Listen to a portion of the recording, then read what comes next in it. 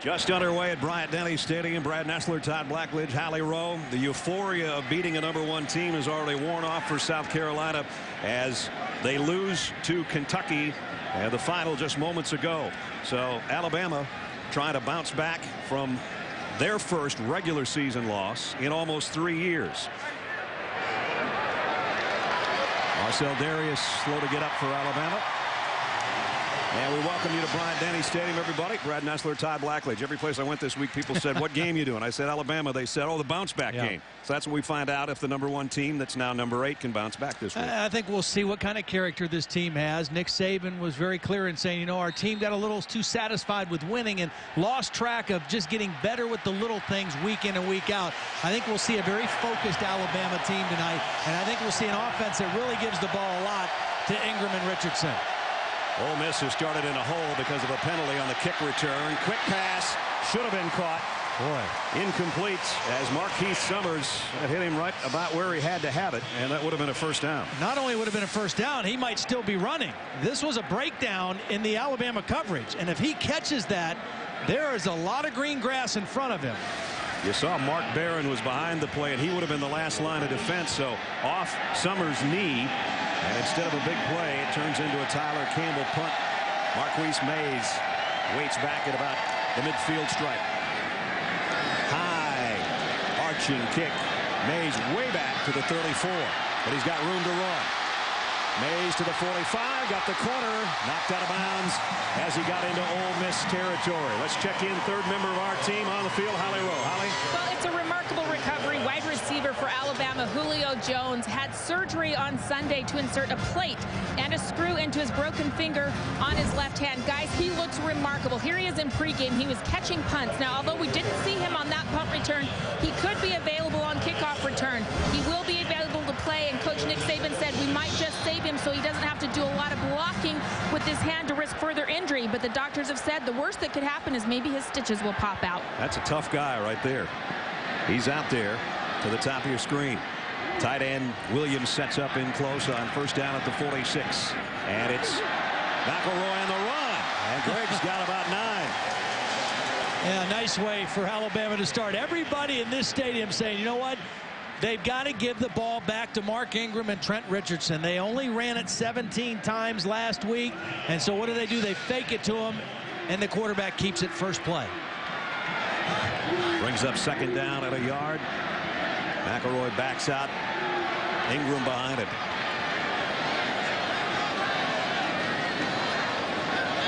Alabama taking its time at the 37-yard line. McElroy wants it all. Way too far in front of his intended receiver, Darius Hanks. And McElroy has to pick himself up off the turf for the first time tonight as we take a look at the Crimson Tide offense up front. Carpenter, Womack, Blihos, Jones, and McCullough. The backs and receivers, the Heisman Trophy winner, the H-back Dial, Julio Jones, and Darius Hanks, the wideouts, and Michael Williams, the tight end. There's number 22, who battled back after having meniscus surgery on his knee earlier this year. Gets his first call right here. Puts his head down and gets the first down, it appears, as he's hit by Jonathan Cornell, the captain and the middle linebacker, who leads Ole Miss in tackles. You know, Holly talked about the toughness of Julio Jones. How about this guy? He had arthroscopic surgery August 31st. He came back September the 18th versus Duke, and in his first game back, he gets 151 yards on 9 carries. Now, they've got after him a little bit the last couple weeks. That's why I think he's due for another breakout game in this offense. He had a breakout game last year against Ole Miss, but he went for 28 carries, 172 yards, and a touchdown. You take a close look at him, and he gets his second carry here on 1st and 10. Broke a tackle, puts his head down, and as he does so often, gets yards after contact. Picked up 7, and Cornell, the middle linebacker, made another tackle. See, what happened to Alabama last week is they got down so quickly. South Carolina was up 21-3. They kind of got out of their game, and they threw it 46 times and only ran it 18 times. That's not Alabama football. Pick up a 7 for Ingram, and it brings up second down and 3.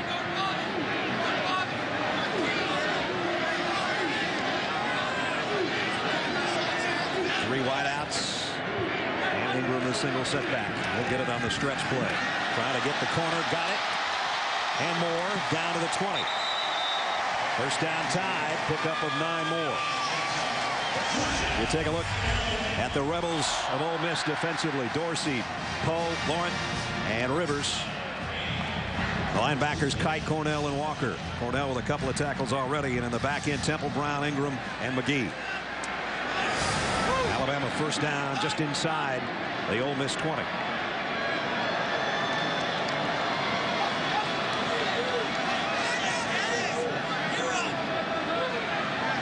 McElroy changing things up at the line of scrimmage in the red zone for the Tide for the first time tonight. Quick drop, throw to the corner of the end zone. Incomplete. Darius Hanks, the intended receiver. Well, and here's the thing for Ole Miss. 2 times now he's audible to a throw, and both times pressure has gotten to him and knocked him on his rear end after he throws the football. He saw man-to-man coverage. He went for the fade route, a slight overthrow, but for the second time on 2 consecutive passes, he gets knocked on the ground. So that's good for Ole Miss. You know, McElroy was sacked 7 times last week against South Carolina, and a lot of them were because he held onto the ball too long. That's not the case so far tonight. 7th play of the Tide drive here in the opening minutes of the first quarter. Fakes to Ingram, and now throws back to the same corner. Too far in front of Marquise Mays. Play didn't look exactly right in the backfield for some reason. That it wasn't a good play fake. Well, Damian Jackson, the free safety, is a big guy. He's 6'2", 205, and he got pressure on McElroy and really got into his vision and may have even tipped the pass. He was responsible for contain on the bootleg. Watch number 1 get right up in the air, and I think he did get a piece of it, but he certainly was in the line of sight of Greg McElroy. He got a piece of Greg McElroy right in the head. And Mays, when he's pushed down, goes sliding into the photographers and the buckets and everything in the corner. He got up in a daze. They're working on him on the sideline. Yeah, he went into the camera guys, and then Marcus Temple landed on top of him at the end of the play. So that was a rough way to go. 3rd and 10, Alabama. 3 wide receivers. McElroy in the shotgun. Has time. Goes to the corner. Just overshot Julio Jones, who had a step. Had that pass been just a little bit lower, it probably would have been a touchdown. Yeah, this is a throw that McElroy needs to make. He's got his number 1 target wide open in the corner. He shouldn't have to jump so high for that. I mean, particularly with the broken bone in his hand. Get it down there where it's manageable for him, and it's a touchdown on your first possession. Jeremy Shelley in to try a field goal to put Alabama on the board from 37 yards out. And the Tide scores first. Got a penalty marker down. And let's see if it's roughing the kicker. It is.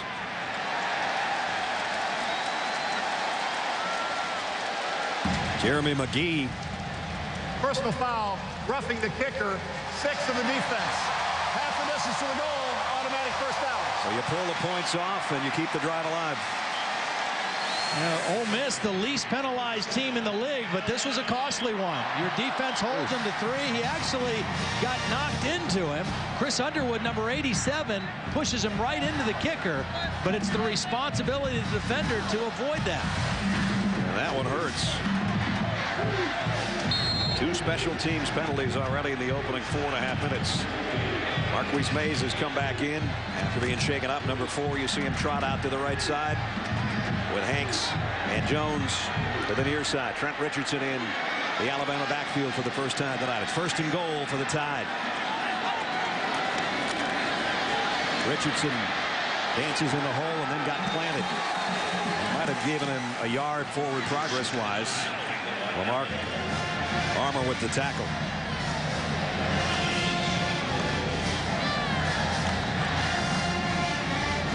Richardson and Ingram virtually interchangeable. Mark Ingram right now on the sideline looking on. They try to balance out their touches. for the first 3 quarters and then go with the hot hand in the 4th quarter. And the touches are not just runs. It's also blitz pickups on pass protection anytime they get knocked around a little bit. Alabama strong to the left. They might have too many guys there, and a flag is down. And Warmack, I think, also came out of his stance. I think we're going to have a false start. Dead ball, false start. 65 offense. 5-yard penalty. Still second down. And that's the call. And you see the look from the head coach. Offensive line, one change in there as the right tackle, Alfred McCullough, starting. DJ Fluker injured, and so there's one change on that front wall for Alabama, but he wasn't the guilty party in that case. Backs it up to second down and goal from the 14. McElroy in the gun, looking right all the way, goes that way, complete to Mays inside the 10, run out of bounds at the 8. Marcus Temple made the stop, pickup of about 7. It'll bring up third down and goal. Pretty tough area to convert right here, and one of the problems that Alabama had last week in the game against South Carolina was not very productive in the red zone. They had been pretty good up until last week. But when you're in this part of the field, the defense doesn't have to defend the depth of the field. They can squeeze down on things. We're wondering about Julio Jones. Bottom of your screen on third and goal. Just inside the 8. End zone. Touchdown. Preston Dial.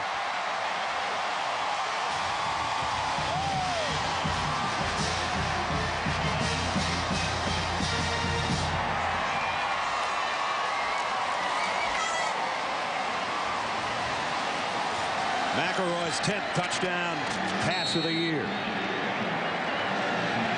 So the field goal and the roughing the kicker penalty take away the 3 and put up 7. The extra point is good. For those of you watching on ESPN Classic right now, switch over to ESPN2 to watch the rest of this one. Early, Alabama at home, 7. Ole Miss, nothing.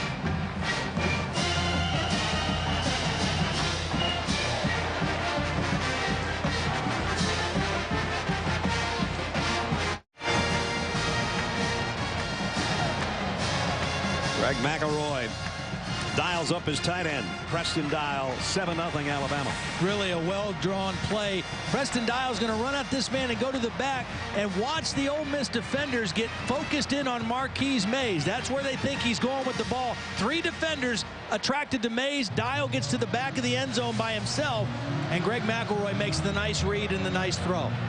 They took 3 off the board. They wanted to be more efficient in the red zone, and they get the touchdown at the end. So Cade Foster will tee it back up. Jesse Grandy, dangerous return man.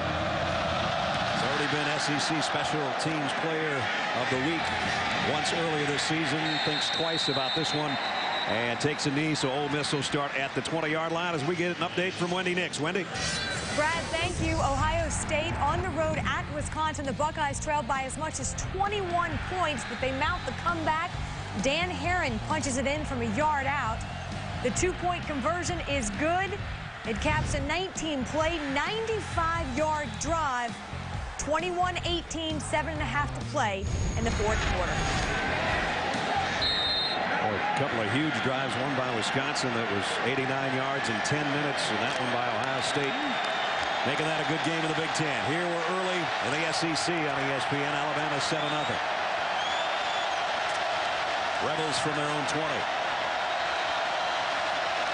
And the sweep on the end around. Jeff Scott, who's got good speed, and he got almost 10 yards for the Rebels. Offensively, as we take a look at their front wall, it's got a lot of youth in there. Sowell, Jewin, Swindle is a freshman, Clare, and Massey. The backs and receivers. Bolden, you've already seen him. Emerson leads the way for him. Summers, Grandy, and Furby Allen is the tight end. You mentioned Swindle. He's in there because A.J. Hawkins, their starting center, was injured, out for this game. Here's Masoli, no place to hide. defended beautifully in a loss of about 4 as Courtney Upshaw made the tackle. So far, Masoli has been bottled up. If some of you are wondering, well, I've heard that name before, but I don't know that uniform. Yeah. He was a star at Oregon before coming here to Ole Miss.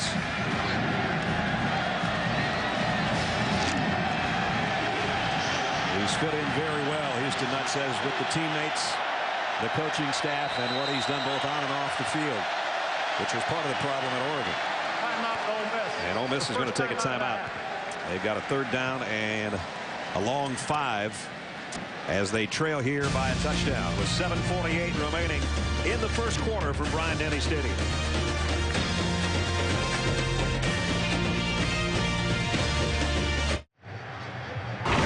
ESPN's College Football Primetime, brought to you by Bud Light.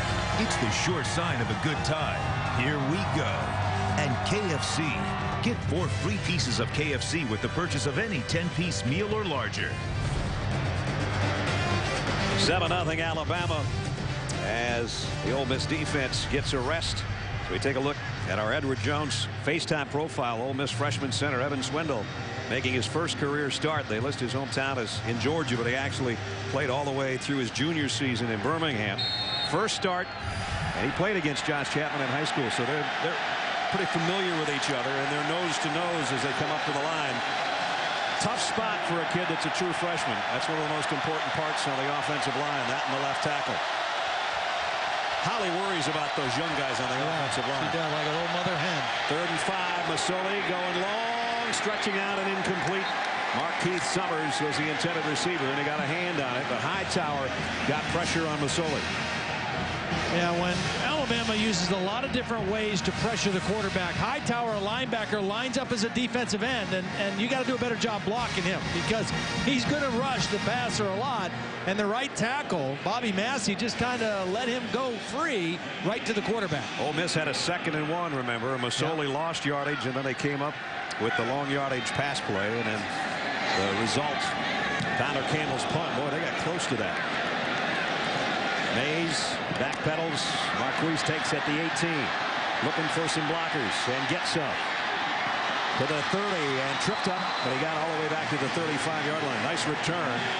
58-yard kick, but an 18-yard run back and a penalty marker to boot. Yeah, I think it's going to be a late hit at the end of the play. I think it was Damian Jackson maybe at the end of that play that dove on top of Mays. Following the play, dead ball, personal foul, 1 to the kicking team. 15-yard penalty, first down. Boy, you take the 15 on the 18 on the return, and the kick wasn't so good after all. Yeah, that's late. Yep.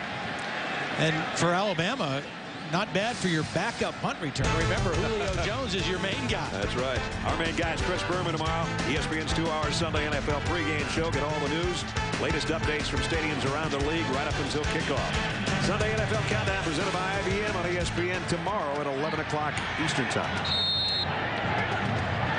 And now the Wildcat as McElroy is up as a wide receiver to the top of your screen. And a little different because Marquise Mays is in there, and he threw a touchdown pass against Florida.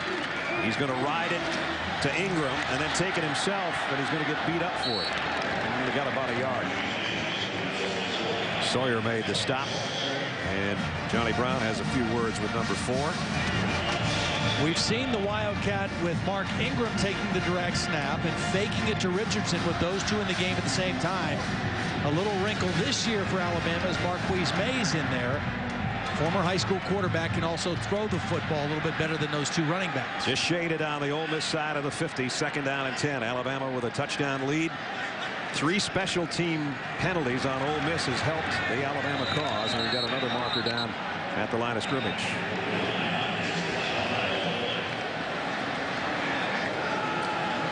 Matt Austin, a busy referee tonight with his crew, as we talked about Ole Miss not being a very penalized team, number 1 in the SEC, but not tonight so far. Offside, 42 defense, 5-yard penalty, repeat 2nd down. And there's another one. They're 4th of the night as we check in with Wendy again. Brad, thank you very much for the Taco Bell studio update. And it takes us back to Madison. The Badgers followed up that long Ohio State drive with a 10-play, 73-yard drive of their own, capped off by James White, 12-yard run. It's 28-18. That would be an awesome win for Brett Bielema and the Wisconsin program. They can hold on against #1 Ohio State. Here it's #8 Alabama. Mark Ingram tripped up. Jonathan Cornell was the first guy along with Shackelford. And those two guys, Shackelford's going to play all over the place, and Cornell's the leading tackler, the captain and middle linebacker. He's a 3-year starter. As you see him going to get a break here on this third down play. This team has some good defensive players. They were an excellent defense last year. They lost some of their playmakers, and they got off to a rough start early, and they lost a little bit of their confidence. But the last couple weeks, I think defensively they've played much better. They've been tough against the run, but they're last in the conference against the pass coming into the weekend. Third down and 3. Here comes a blitz. McElroy throws, and it's intercepted. Picked off by Johnny Brown. Nope, they're going to say, wait a minute, did he trap it? The official was right on the scene.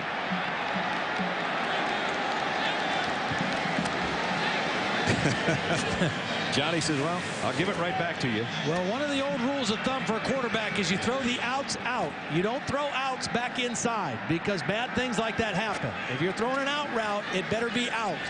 And that ball was well underthrown on the little short out. And you can see Johnny Brown could have had it. When he hit the turf, it rolled around and hit the ground before he scooped it up. And nice acting job at the end. He almost got away with that one. He wouldn't have gotten away with the replay, though. But it forces an Alabama punt. Cody Mandel set to kick it away. So we've had our share flags the first 10 minutes, haven't we? Dead ball, delay of game, offense, 5-yard penalty, still 4th down. So that one goes against Alabama. Mandel averaging right at 40 yards a kick.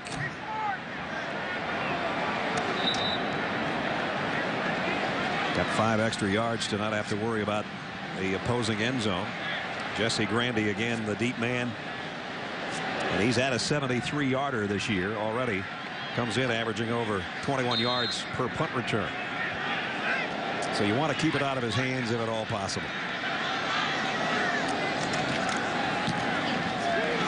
And you'll keep it out of his hands with that one, as it bounces out of bounds, bounces toward the out of bounds mark at about the 16-yard line and rolls dead there. So Alabama with the lead. Greg McElroy, one last sip. He'll grab his helmet and lead out the offense when we come back. Ole Miss going to build their offense here, or hope to. They haven't mustered much as they start from the 16-yard line. Masoli, play action, wants to throw on the run. He's in trouble, and he just got rid of it in time. He's 0 for 3 throwing, and he almost found himself in the end zone that time as Lester was coming from his safety position. Well, Lester did a great job of not going for the ball fake, staying on the ground, and staying in great position to just shadow Jeremiah Masoli. What makes Masoli so dangerous is he has the ability to extend a play with his scrambling ability, and when he scrambles to throw. He doesn't scramble to run. And Alabama was very in tune to that on that play. He's got 3 receivers to his right.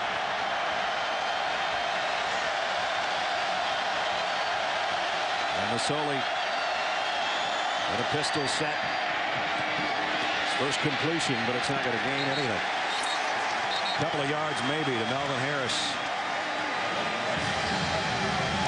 So far, Ole Miss, the leading scoring team in the SEC, hasn't been able to get out of their own shadow so far. Well, part of that is field position. This is their 3rd possession. Their average starting field position is their own 15-yard line. And when you're on the road against a team like Alabama, you got to be a little cautious and a little careful. And so, you know, they had a chance their first possession to hit a big pass play and flip the field a little bit, but they haven't been able to get that.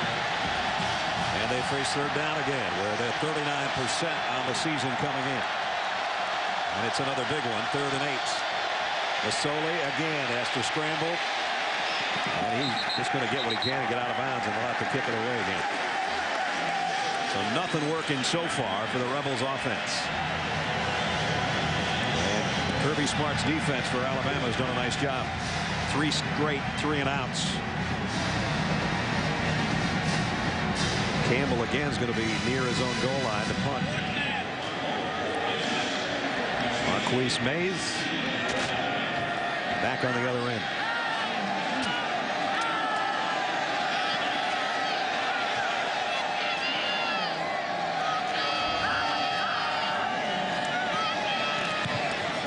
Campbell puts it away. Another high towering kick. Mays will take it at the 31. Marquise reverses field. Now back to the right across the 40. Got planted there. Nice job by Damian Jackson to make the tackle. 11-yard punt return. Time for Pizza Hut's playing favorites. A new Ole Miss mascot was voted on this past week, replacing Colonel Reb. Here were the 3 final candidates. And the Rebel Black Bear, Holly, I guess is the new one, huh? That's right. There were 3 finalists, the Rebel Black Bear, the Rebel Land Shark, and Hotty Toddy. And by 62% preference from the students who voted, it was the Rebel Black Bear. And for people at home going, what? The black bear? It is the state animal of Mississippi, and they do have some long ties, including William Faulkner's book, The Bear, an Oxford native. And as you saw, the Tide fans think it's open season here at Bryant-Denny Stadium tonight. McElroy on top for a short gain of a couple to Richardson, and had that voting gone differently, and Hotty Toddy actually won that, there was some speculation that it would have been Todd Blackledge with his new haircut that would have been the official mascot of the Rebels. I would have had to respectfully decline. Yeah. I'm surprised we haven't seen any signs yet that say our bear is better than your bear. There's probably some of those around here tonight. Yeah. They're going to have to wait till they get their offense going before they say that, I think. So Alabama with a touchdown here in the first quarter. McElroy again, this time Julio Jones, and Julio somehow snuck away. And you hear the chants of Julio. Guy with a broken hand and a plate in his hand and doing this. Well, he's such a physical guy. I mean, he's a hard guy to get on the ground, and that was a good read by McElroy. It was a corner blitz, and so you get the ball to Julio right away. You got a safety coming over to play coverage, but it's hard to get him on the ground one-on-one in space. Just under 3 minutes remaining first quarter, and an Alabama first down back in Ole Miss territory. Richardson broke a tackle, and Richardson bulls his way down inside the 35 to the 34-yard line, to the cheers of the crowd. Best run of the night so far for either Richardson or Mark Ingram. And quite frankly, you and I talked before the game. We've been talking all week. We thought we'd see these guys rush it 70 times. They aren't really running it that much, but that was the best one of the night so far. Well, one of the things that Alabama has done is they've thrown early and then run late. They throw short to kind of loosen up the defense to go to their strength with his running. But I think before this night is done, both Mark Ingram and Trent Richardson will be in desperate need of some ice and a shower because they're going to carry the load tonight. They're going to carry it here, but it's going to be a loss. Nice job defensively. Johnny Brown, the captain of that defense from the secondary, and a loss of 5.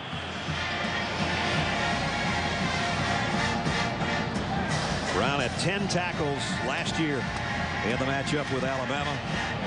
That one a loss 22-3 to the Tide. He's seen it all before. Senior out of Charleston, Mississippi.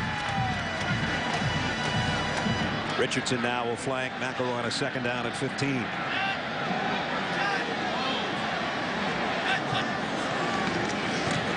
McElroy fires quickly. This one in and out of the hands of Julio Jones. And you can speculate whether or not the hand bothered him enough not to catch that one. Well, it was a little bit behind him, and his left hand was the hand that was behind.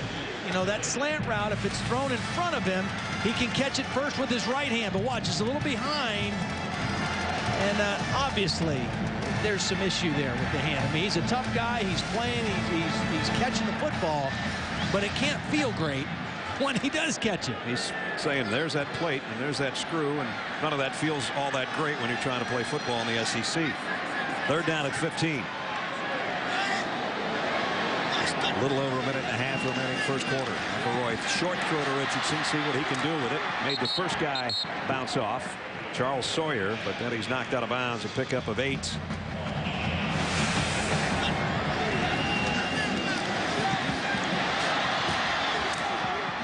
Ooh, second collision was a little vicious from Von Ingram.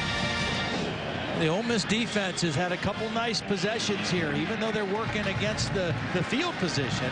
They've done a pretty nice job. After that first opening touchdown drive, settling into this football game. This is about the length for Cade Foster. In fact, it's farther out than what he's hit as a career long. From 49. Foster with a kick on the way. It's right down the middle, and it is good. There's a new career long, and that'll give that young fella some confidence.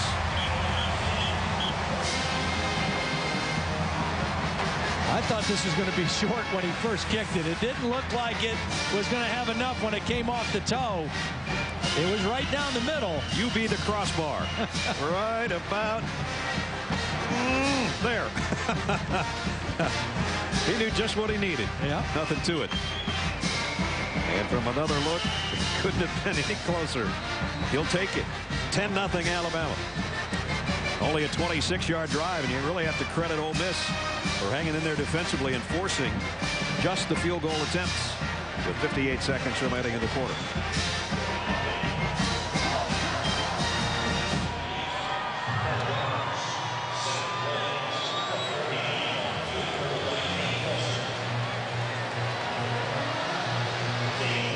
So he'll tee it up. The freshman out of Southlake, Texas. That's the longest he's ever kicked one, even in high school. His career long in high school was 49. That's Jesse Grandy with Derek Herman back deep. So this is the way Alabama wanted to start things off as they try to work their way back in the win column after their first setback in almost 3 years last week. Regular season, that is. Short kick to the 10. Herman. Oh, there's a collision for you. At about the 25. A whole bunch of crimson jerseys there, and he'll remember that one for a week or so. This week on ESPN's Monday Night Football, there's a guy that can carry the ball pretty well. Chris Johnson and the Tennessee Titans taking on the Jacksonville Jaguars. Coverage starts 7 o'clock Eastern with Monday Night Countdown served by Applebee's. Brad Nessler, Todd Blackledge, Hallie Rowe, and our ESPN2 crew at Bryant-Denny Stadium, where Ole Miss 7 yards on 9 plays, 3 3-and-outs. Not good. And the 2 games prior to their bye week, they were really going. 97 points, almost 900 yards, 38 first downs, but bad field position and a defense with a chip on its shoulder has been the difference tonight. So he gives it off to Bolden. Bolden got the corner, crossed the 30, and diving for about 7 yards, maybe 8. DeMarcus Milner knocked him off his pins. Brandon Bolden, a junior out of Baton Rouge, who came to Alabama's camps in high school, and he was very close to being a member of the Alabama football team, but chose Ole Miss over Alabama. He's not had a lot of success playing against Alabama in the first 2 years of his career. Here he's got a first down run. Yeah, last year the sledding was tough as far as being on the ground. He did have 76 yards in reception yardage. He's got a first down, and finally they got a little bit of room to work with now. Little room, little better field position. Again, this is a dive option team, and they'll do it in a lot of different ways. But you have to play assignment football against the dive option. The back, the quarterback, and the pitch man, you have to be responsible for all 3. Now the first 15 minutes for homecoming 2010 has gone Alabama's way. A McElroy touchdown pass and a field goal at the end of 1. The Tide leads Ole Miss. Last score 10-0.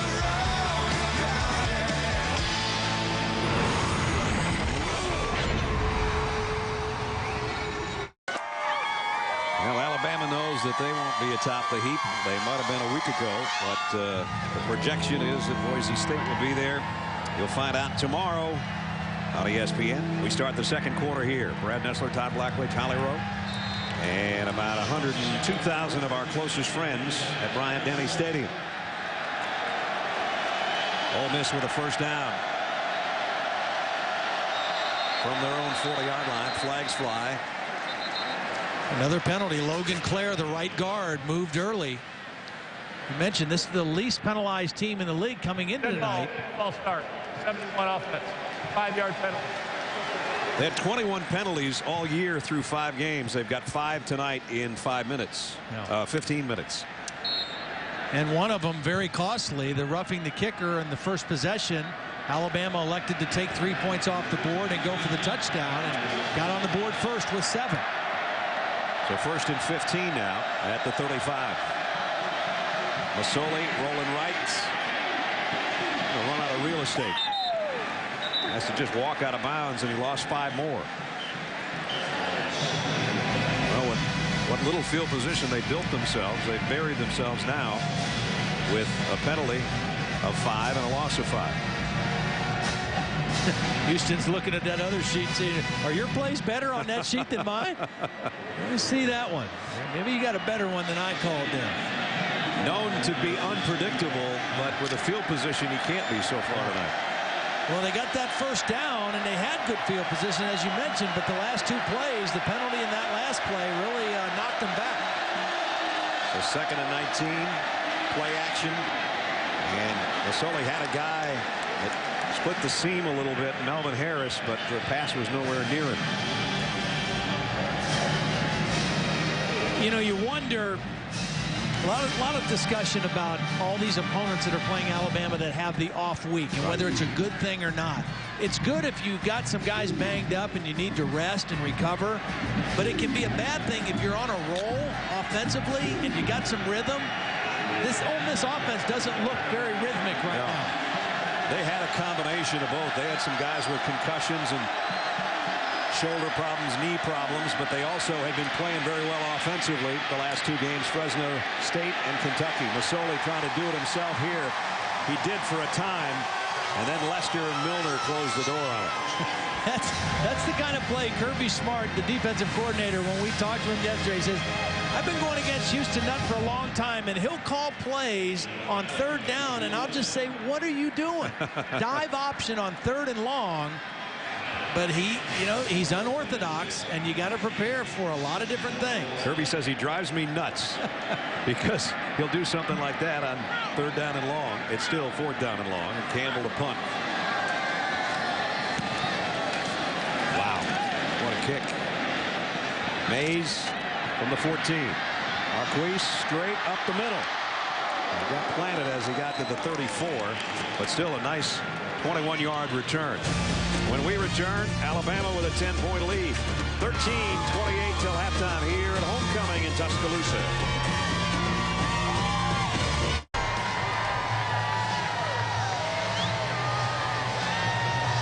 So the SEC standings. Talk about a shakeup, Todd. Oh, boy, what a day. And look at the East now. South Carolina lost to Kentucky. Florida a loss. Georgia won, shutting out Vanderbilt. And then you look at the West, and Auburn put 65 up today. LSU, Alabama here at 5-1, trying to go to 6-1. And Mississippi State, Dan Mullen's done a nice job. 5-2. Yeah. How about that? Mississippi State 5-2. Flags down in the general vicinity of holding, although it came so quickly. I don't know how somebody got a hold of somebody. Mark Ingram was the ball carrier.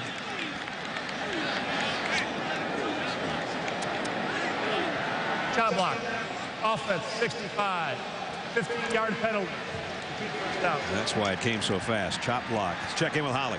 Well, guys, after that last awkward attempt at a reception, Julio Jones came over to the sideline for Alabama and was seen to by the athletic trainers. They took off his wrap and his receiving glove and have been icing that left hand. I saw Julio explain to one of his teammates, shaking his head left to right like things just weren't going well. We're not sure if he can return at this time. All right, Holly, thanks. You know, ironically enough, practice on Thursday, the one pass that he caught and went to the sideline was a quick slant like that where the ball had some steam on it, and he kind of went over the sideline and put his hands up to his head as if to say that one hurt, and I think that's what that last one did. So we'll wait and see if he can come back or not. This completion to Hanks for about 4, and then Marcus Temple, number 4, put him down in a hurry, and he lost his hat. Well, the weakness for this Ole Miss defense so far this season has been their pass defense. They're allowing almost 250 yards a game. They've got new young guys in the secondary, But the problem for Alabama is they're not threatening this defense with down-the-field throws. Everything that they're completing and throwing right now is short routes, and Ole Miss is able to defend and cover those pretty well so far. And now there's a whole bunch of new receivers in there. Brandon Gibson and Kenny Bell and Kevin Norwood for Greg McElroy. As he fires to the sideline and completes it to Kenny Bell. Redshirt freshman with the grab. Nice throw by McElroy. Little play action to Ingram. Nice job giving him some time, and he stepped up in the pocket, and that time he threw the out. A nice throw on the sideline to Kenny Bell. And it makes third down a little bit easier. 3rd and 3. Need to get it to the 45-yard line. Dial, the motion man. He has a touchdown catch tonight. Ingram fires, and he put that one in a spot where Earl Alexander made the catch, and there was 3 white jerseys around. Well, back-to-back, 2 really nice throws by McElroy. He had to fit this one in, right in between 3 defenders, as you mentioned, and a perfect throw right between the numbers. So Alabama back in Ole Miss territory. The first down near the 48-yard line. McElroy in the gun this time. Again, the fake. Plenty of time to throw, and he goes right back to the guy he faked it to, Mark Ingram, but it's only going to be a yard or 2 gain. Marcus Temple made the stop. You know, it was well documented that Greg McElroy hadn't lost a game since he was in 8th grade until last week as a starting quarterback. And in that whole stretch, we said to him yesterday, you know, how'd you feel this week? He said, I'll be honest with you, I didn't know how to feel. Yeah. He had to go to offensive coordinator Jim McElwain and say, Coach, I don't feel good. And he said he kind of pouted and was a little grumpy for a couple days, but then when practice came around, he came around. But that's pretty weird when you've been a starting quarterback and you don't lose since you're about 10 years old. It's a little different for you. Damian Jackson made the stop. Another short pickup, and now 3rd down and long again. We take a look, and this is really the struggle, I think, for Greg McElroy. He's a very accurate passer in short routes. They throw a lot of wide receiver screens, but down the field, the deeper plays, the bigger chunk yardage plays, he hasn't been as accurate, and that's been pretty consistent for him during the season. The biggest thing he beat himself up about last week was taking 7 sacks. Not that all of them were his fault, but he blamed himself for a good number of them. Here he is on 3rd down and long, and he's going to take one right here. And that's not his fault. No. I mean, you know, sometimes a quarterback holds the ball too long, and he's got to throw it away. And sometimes they don't do a good job of keeping the guys away. In this case, the rivers flowed right there. Yeah, I mean, Richardson missed his block. One of the linemen missed his block, and they met at the quarterback. And Rivers picks up his 2nd sack of the season. Tony Mandel have to kick it away.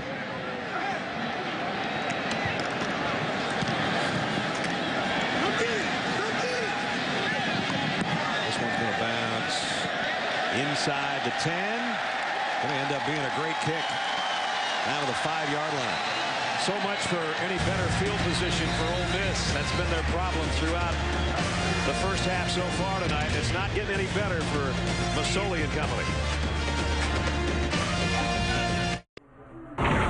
ESPN's College Football Primetime, brought to you by Ford and Lincoln Mercury Service. Expertise, convenience, and value.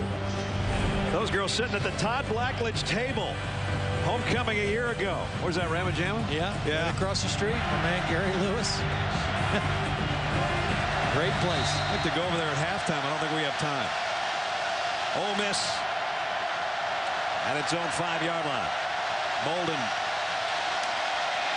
will get the call from Masoli, and he's going to get back to the line of scrimmage if he's lucky.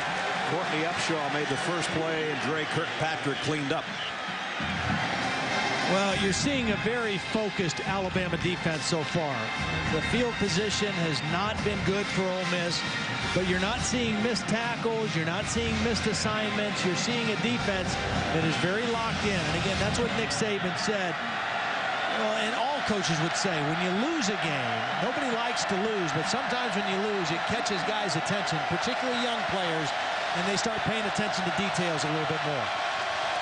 Jeff Scott in the backfield now and had to come over to Masoli and get the snap count. Here's Masoli backpedaling. Is he going to throw from his own end zone? Threw it out of bounds. Almost hit Dave up there on the camera. I don't think that was a pass play. There was no receiver that was really going out to run a pass route, but it was so well defended that Masoli didn't have anywhere to run, and so he just throws it away to avoid a loss of yardage. I don't think there was a pass play intended, but Masoli avoided the lost yardage and has a 3rd and 10. Let's see if Alabama brings the heat right here. If Masoli throws, it's going to be from his own end zone. 3rd and 10. The Rebels at their own 5. Crowd roaring on that end of the stadium. Masoli, the quick throw, got it complete. What he got was enough room maybe to give his punter a little more room to catch it and kick it. Well, Tyler Campbell has been booming the football tonight as a punter, but Ole Miss is not getting enough coverage down the field. They're getting one guy down there, and Marquise Mays is making one guy miss, and he's averaged almost 20 yards per return. That last punt was 55 yards, but they only netted 37. So Ole Miss has got to do a better job of getting more bodies down there around Marquise Mays. Campbell 5 yards deep in his own end zone. And this is not a deep kick, and it is returnable at the 46. Mays near side, got a block. 2 guys go down, and Mays is all the way to the 16. You want to talk about a block on special teams? Watch what Alex Watkins does. Wow.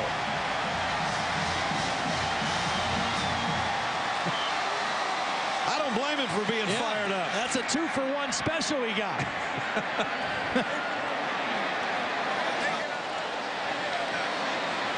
Dead ball, personal foul, 51 of the kicking team. Late hit out of bounds, half the distance to the goal, first down. Second time a personal foul after a punt return, and the penalties piling up on the least penalized team in the SEC. Watch the block coming up. Well, here's Watkins right here, and he's going to get these 2 guys. Neither one of them know he's coming, and just like a bowling, picking up a spare, he gets both of them. And there's the hit out of bounds at the end of the play. I don't know that I've ever seen a block that good on a punt return. And then Mays took it down the sideline. I mean, that's a decleater, 2 guys. That's good. That's real good. That is good. A double decleat. You think he's going to love that in the film room on Monday? I'd say so. First and goal. That's the boom commercial now. That's the new boom. Alabama threatening at the 8-yard line with a 10-point lead. Just under 7.5 to go in the half. Richardson stood up after about a yard gain. Joel Kite, the linebacker, the first guy there. They never do really get him down. He's so strong. Both he and Ingram interchangeable, as we said. Neither has gotten much going on the ground tonight, but they haven't had to. It's been field position, a touchdown pass from McElroy, a career-long field goal for Cade Foster, and now the Marquise Mays punt return will put him in great shape for another first and goal. Now 2nd and goal, just inside the 8-yard line. McElroy in trouble. Now he pulls it down and was trying to figure out where the line of scrimmage was because he still wanted to throw it, and he got about a yard before they get him down. But see, that's what he learned last week. You mentioned the 7 sacks, and some of those were because he held the ball too long. He didn't want to make a mistake, and he ended up taking a sack. That time, that clock went off in his head, and he said, I can't hold it anymore. I can't stay in the pocket. I got to get out and try to do something and try to make a play. 22 of Alabama's 28 plays on Ole Miss side of the 50. That's the kind of night it's been, and that's the kind of terrible field position that Ole Miss has had, and they don't help themselves with penalties either. 3rd down and goal. McElroy in the gun. Gregg fires short to Richardson. He's going to be short of the goal line. Got it to about the 2. Cornell made the stop. And the Alabama fans want the Tide to go for it. I'll tell you what, I've been impressed with the Ole Miss defense, and I think Nick Saban recognizes, you know, we're not having a whole lot lot of success sustaining things against this defense. You saw that graphic of all the plays in Ole Miss territory, but they don't have a whole lot as far as points to show for it. And that's a credit to Tyrone Nix's defense. So Jeremy Shelley comes in with a field goal attempt in tight on the right hash mark. And the kick right through the middle. Well, they get 3 points. Nick Saban says we'll take it out of an excellent punt return. How do you have an excellent punt return? You get a guy back there that's really fast, that has good vision, and then you plow into 2 rebels and deck them both. Great block.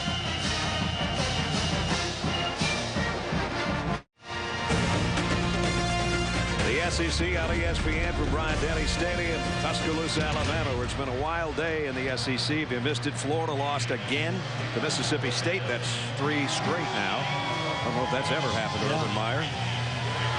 And Kentucky ended South Carolina's 1 week of euphoria after the Gamecocks beat then #1 Alabama a week ago, 35-21, and Kentucky took away their the wind in their sails a little bit today with a victory over the Gamecocks. Foster's kick comes down to the 12 to Grandy.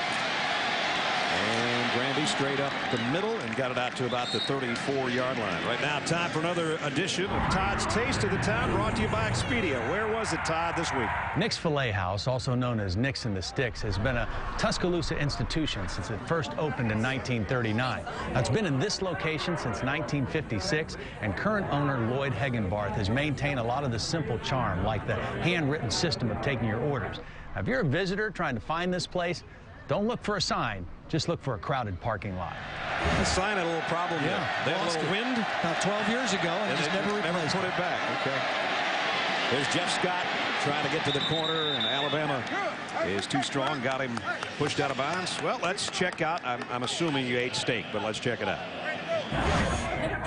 I love the mixture of locals and students and visitors that come to Nick's, and most of them come here for the fillets. Now, they're hand-cut daily, wrapped in bacon, and then grilled with special spices. Add to that a baked potatoes, some homemade onion rings, and chicken livers, and it's time to roll, Todd, roll. And you do it so well. Masoli, long ball. Oh, what a... Nope, he dropped it. Great attempt by Melvin Harris, all 6'7" of him. And it's incomplete. Take another look, and he almost brought this down. They're really high on this kid because of the great leaping ability and the fact that he can stretch out 6'7". They like to go for it that way on the field, and just not able to make the catch. Kind of like you like to go for it, taste of the town. So pretty good. In the Sticks. Good. Yeah, Nick's in the Sticks, appropriately named. Great steak and great atmosphere. You know, only 14 tables, very cozy, very intimate, and a fun place to go. Lloyd's a great guy. 14 tables there. The place we went earlier this year had 13. And penalty markers down as the pass is incomplete, intended for Jesse Grandy. Well, somebody's helmet ended up way back by the 11-yard line. Courtney Upshaw, yeah. Offside. Defense 57. 5-yard penalty. Keep 3rd down. Marcel Darius with the offside penalty. And Courtney coming back and putting his lid on. Marcel, we had time to spend with him yesterday. He could be a stand-up comedian. Boy, he was. He was something. Junior out of Birmingham, Alabama, was the MVP of the national championship game last year as he had an interception return for a touchdown. I'll tell you a little story about Marcel here when we get a minute. Meanwhile, Ole Miss, their deepest penetration, their own 42. Masoli, and he just throws this one a mile away. Marcel Darius sitting with his teammates yesterday, and we were talking. I said, where's Huffman, Alabama? And he said, well, it's high school. He said, everybody says, where are you from? He said, I'm from Birmingham. And he said, and by the way, my name is Darius, not Darius. And everybody looked at each other and said, you've been playing here for 3 years. What do you mean Darius? He says, well, even when I was a kid in grade school, my brothers and I would say our last name was Darius. Teachers didn't listen to us. Our friends didn't listen to us. I said, do you want me to call you Darius? So he tells the Alabama folks today, just leave it alone. Leave it at Darius. Boy, you talk about a fun guy to be around. You ever get a chance to spend some time with him, do so. This kick all the way back to the 4. Mays, who's had a great night returning punts, and this isn't bad either, but this one he lost the football. Ole Miss saying they've got it. They come up with it, and they do. I think Marquise Mays got a little greedy on this one. He's had the great night, as you mentioned. He copped this ball on the 5-yard line, and you normally tell a guy, put your heels on the 10, and if it goes over your head, let it alone. But he was feeling pretty good about himself, and that time he wasn't able to secure the ball. Alan Walker and Marcus Temple able to come up with the big hit. There's Walker with his helmet on the football. It comes and pops right up in the air, and here's the break that Ole Miss has been looking for. Automatically, they have their best field position of the night at the 21-yard line. Masoli throws a fade and tipped it in, almost intercepted. Threw it to Melvin Harris. Will Lowry almost came up with an interception. Well, I tell you what, Alabama was really locked into that. That was a trick formation. 4 wide receivers out to the right. They tried to get single coverage with Harris on the left. Alabama didn't bite. They had safety help, so it was really double coverage on that play. Alabama's got guys running all over the place. Didn't have enough bodies out there. Alabama, first time out of the half. And they got a timeout called just in time. We'll take the timeout as well. 4:27, a little confusion on the Alabama defense. Ole Miss trying to take advantage of a fumble recovery. You're watching ESPN, new home of the Bowl Championship Series. Here in Tuscaloosa, Ole Miss trying to capitalize on a fumbled punt return by Marquise Mays. They're down 13-0. Marcel Darius, he's been limping around out there on a bad ankle, and he's on the sideline right now. But Ole Miss so far, they have twice as many penalty yards as they have offensive yards. They'd like to get 21 yards here and make it a ball game with just under 4.5 minutes remaining in the half.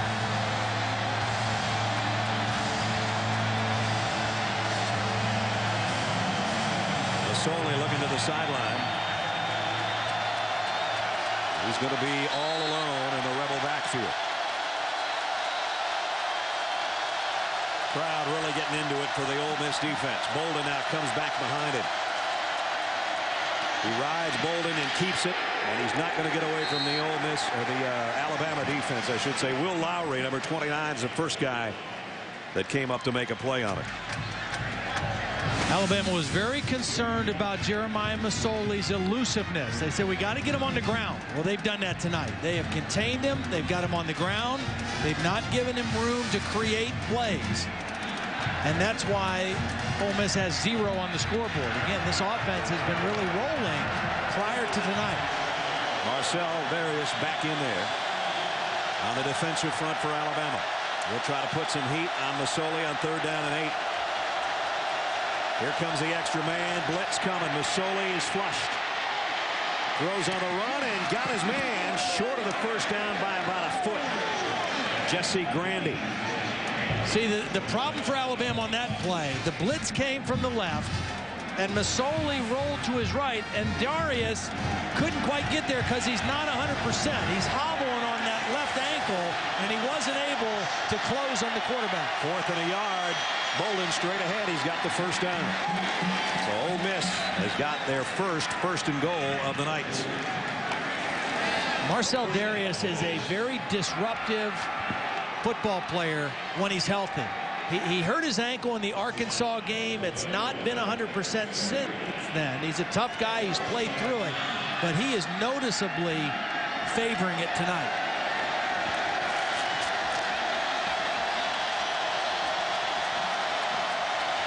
Scott and Bolden both in the backfield for Ole Miss on 1st and goal. Masoli, and he one-hopped it out to Bolden. Whenever they put Bolden in the fullback position, that's what they like to do. Roll him out and throw it to him quickly. And Alabama knew that, but they still didn't cover it. Bolden is open, and Masoli, for whatever reason, kind of short arms that throw and doesn't get him the football. Bolden came in with 11 catches, including a couple of touchdown receptions. But that one skipped to him. Timeout, Ole Miss. Second timeout of the half. Ole Miss takes the timeout with 2:55 remaining. Alabama with a shutout so far. Ole Miss trying to change that when we come back.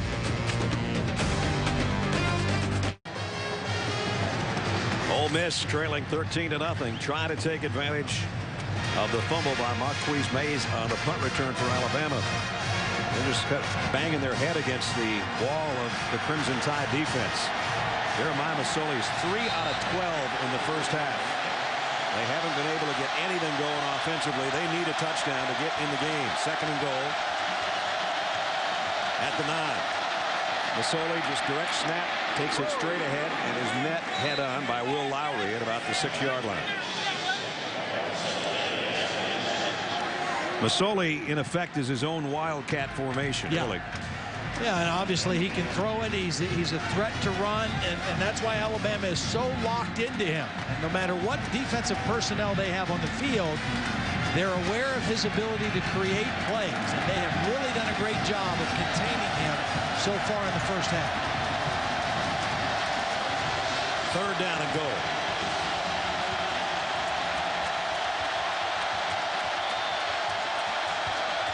Masoli to throw, maybe not. He won't. He'll go down at about the line of scrimmage. Maybe eked a yard out of it at the end.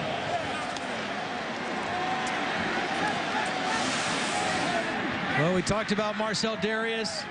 He's not 100%. He's trying to stay in the play. He's able to get a hold of the jersey of Masoli, and he doesn't let go. He says, I'll hang on as long as I can till some help comes. And now Ole Miss is going to try to get something out of this. Bryson Rose, 6 out of 8 on the year. He'll try a 22-yard field goal to give Ole Miss something to hang their hat on. Ooh, and he just got it inside the right upright. So Ole Miss definitely wanted 7 off that fumble by Mays. They have to settle for 3. 13-3. They had 1st and goal at the 9, and Alabama didn't give them anything. Watch how close this was.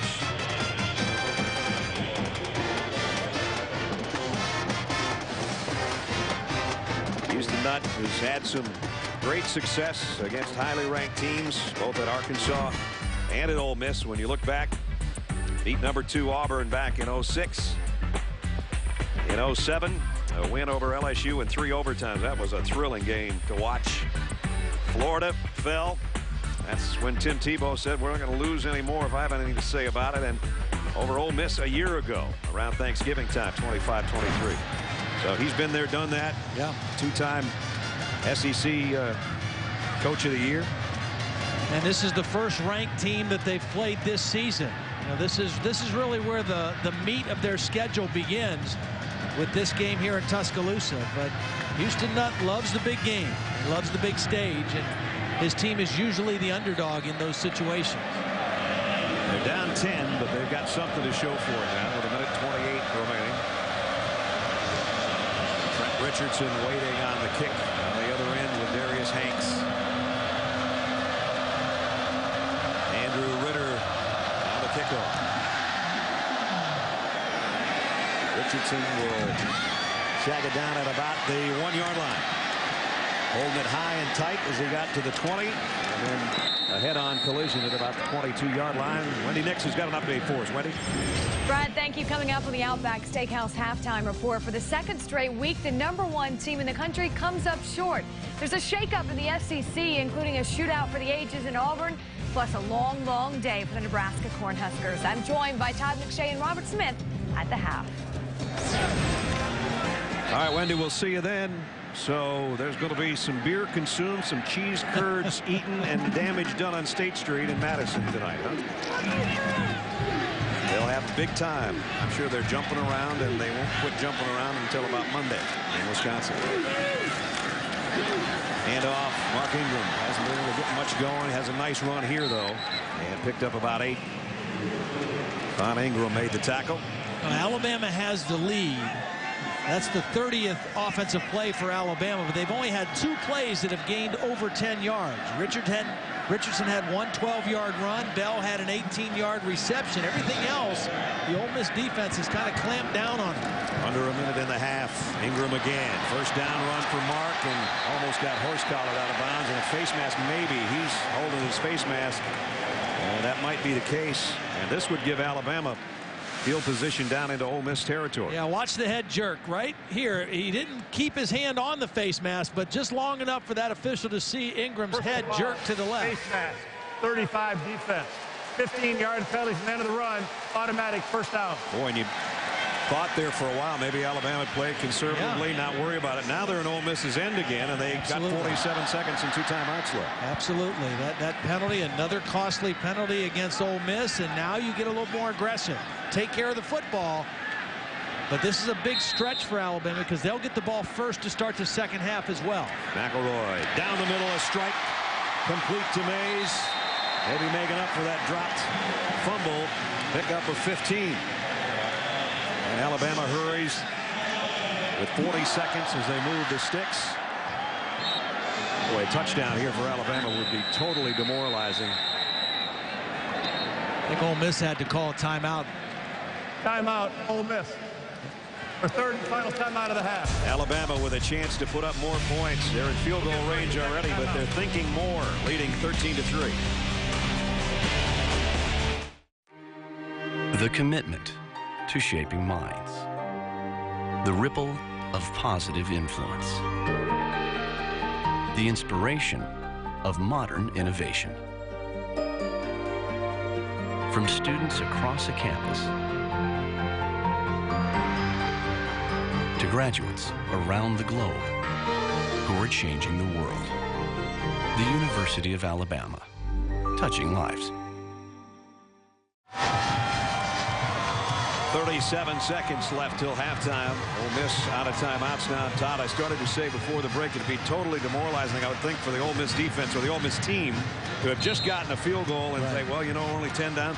20-3 wouldn't look so good right now. No, and as I mentioned, Alabama will get the ball to start the third quarter. So very, very important part of the game right now for both teams. 1st and 10 for the Tide at the Rebel 28-yard line. McElroy in the gun. Greg scans the field, wanted to go short, and now that's the last thing they wanted to do is he eats one at the 30-yard line. Got to call a timeout right here. He's shaking his hand, too. Well, maybe he's just disappointed, but no, he's shaking something off at the bottom of that sack, the second of the half. Yeah, he did bang his hand a little bit at the end of the play. Oh, there we go. Yeah. That'll always help. That doesn't feel good. And actually, Jarrell Poe kind of helped him up as if saying, I didn't mean to step on your hand. Well, you know, it's one thing if a guy is like 150 pounds that steps on your hand, but when he's 320, that really hurts. Those cleats dig in. Yeah, that's a lot of pressure. Oh, you're talking about a quarterback's throwing hand and his #1 receiver already out with a broken hand. Although he did play tonight, Julio Jones hasn't been back out there since Holly did her report about that slant pass, and they checked him out. We'll see if he plays in the second half. We'll see how Greg McElroy's hand is here, if he's going to throw on 2nd down at 12. He will. And ooh, that was close. That could have been a touchdown for Joel Kite going the other way.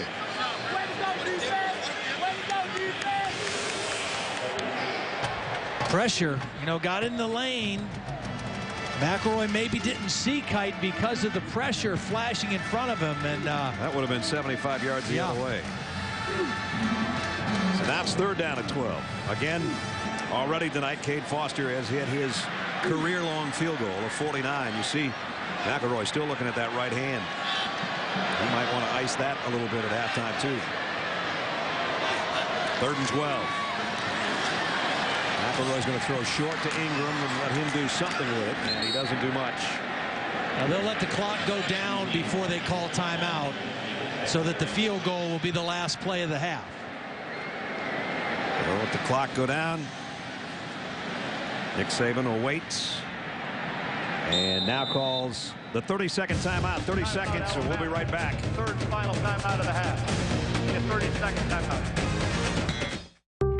At Ole Miss, amazing things start with a simple question. I wonder. What if? How do we? Prepare students for the future. At the University of Mississippi, 100% of pharmacy and accountancy students graduate with jobs. Nearly twice as many pre-med students are accepted into medical school.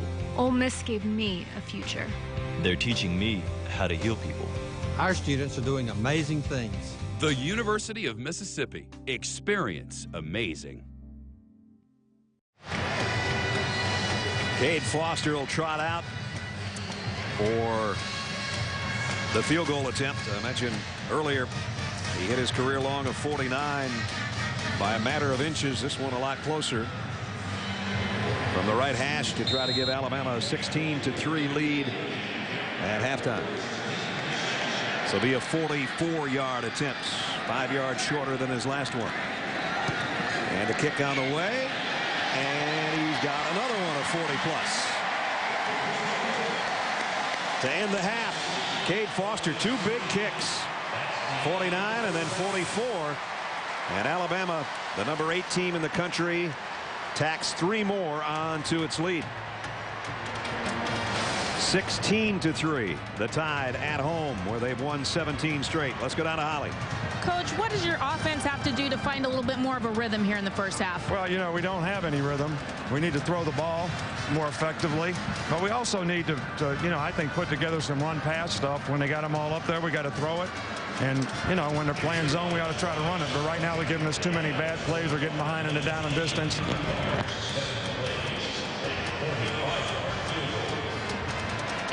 Well, you know, we got other guys that are good players that are very capable, that have made plays, and we just got to give them the opportunity to do it, and they'll make the plays. Thanks, Coach. All right, thank you. So Nick Saban's got the lead at halftime. 16-3 is our score. Wendy Nix, Robert Smith, and the Outback halftime report is coming up here in Tuscaloosa in the SEC. So far, things following form. You're watching ESPN, new home of the Bowl Championship Series. We just have to get back to playing Alabama football. It's probably just getting back to what we do best, and that's running the ball and allowing that to open up the passing game. Just got to play within our defense and believe in ourselves and play the best of our ability. You know, you win the game Monday, Tuesday, Wednesday, Thursday, Friday. You just don't show up Saturday and win the game. It's the SEC on ESPN, and so far they are winning on this Saturday night in Tuscaloosa. 89th homecoming for the Crimson Tide. They haven't done that much offensively, but they haven't had to because they've owned the field position for one thing. At 41 total yards, Todd, that's not going to get it done for Ole Miss. No, I mean, this is an offense that came in averaging well over 400 yards a game, and the field position has been huge, but it's been a stifling defensive effort by Alabama. 0 for 8 on third down for Ole Miss, too. So Jeremiah Masoli and this offense haven't been able to do anything. What are they going to do? You know, we expected to see him more with the option. He's tried that a couple of times. Alabama has sniffed out everything they wanted to do on offense. They have. I mean, the good news is their defense has played pretty well, so they're not completely out of the ball game. They're just 2 scores behind, but they've got to hit some big plays, throwing the football down the field a little bit, try to loosen up the Alabama defense. Well, Alabama's going to have the ball offensively to start the third quarter. That's Darius Hanks waiting on Andrew Ritter's kickoff as we're set for the third at Bryant-Denny Stadium. 16-3 Alabama. And the kick will go to Richardson at the 2-yard line. Kent trying to cut it outside. Got across the 25 and just bulldozed his way out to about the 29-yard line. Let's check in with Holly Rowe. Holly. Well, Ole Miss coach Houston Nutt told me at the half, hey, we are in this thing big time, but we first have to quit hurting ourselves. He said it's ridiculous what we've done to put ourselves in a bad situation with all of the penalties. If we can quit hurting ourselves, we'll be right back in the... They could get Jeremiah Masoli in a rhythm. He said he's a quarterback that needs to be in a rhythm. They've got to find some things that they can do to get him feeling more comfortable out there. He's going to be the key. There's no doubt about that. Meanwhile, the Alabama offense has been efficient, but not flashy at all. And now they've got the lead. Will they ride it with Mark Ingram and Trent Richardson? First carry of the third quarter, they will. And Ingram goes for almost 10. As they say, they like to get the lead and then get to the back porch as soon as possible, meaning run it, use the clock, use the lead, and go home with a win. In this case, stay home with a win, where they've won 17 in a row.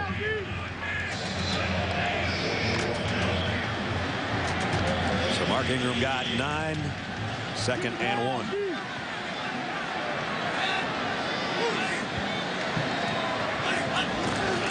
Miss on a run blitz, and McElroy's going to keep it, pay the price, and get the first down. Gerald Rivers, who had a sack in the first half, comes up with a tackle.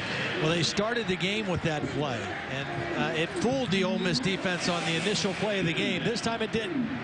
Fake it to Ingram, everybody expecting him to get the ball, but they did a nice job of defending the quarterback as well. So it's 3rd and short. And this would be a huge stop for Ole Miss defensively if they can prevent this about 2 feet that Alabama has to go for the first down.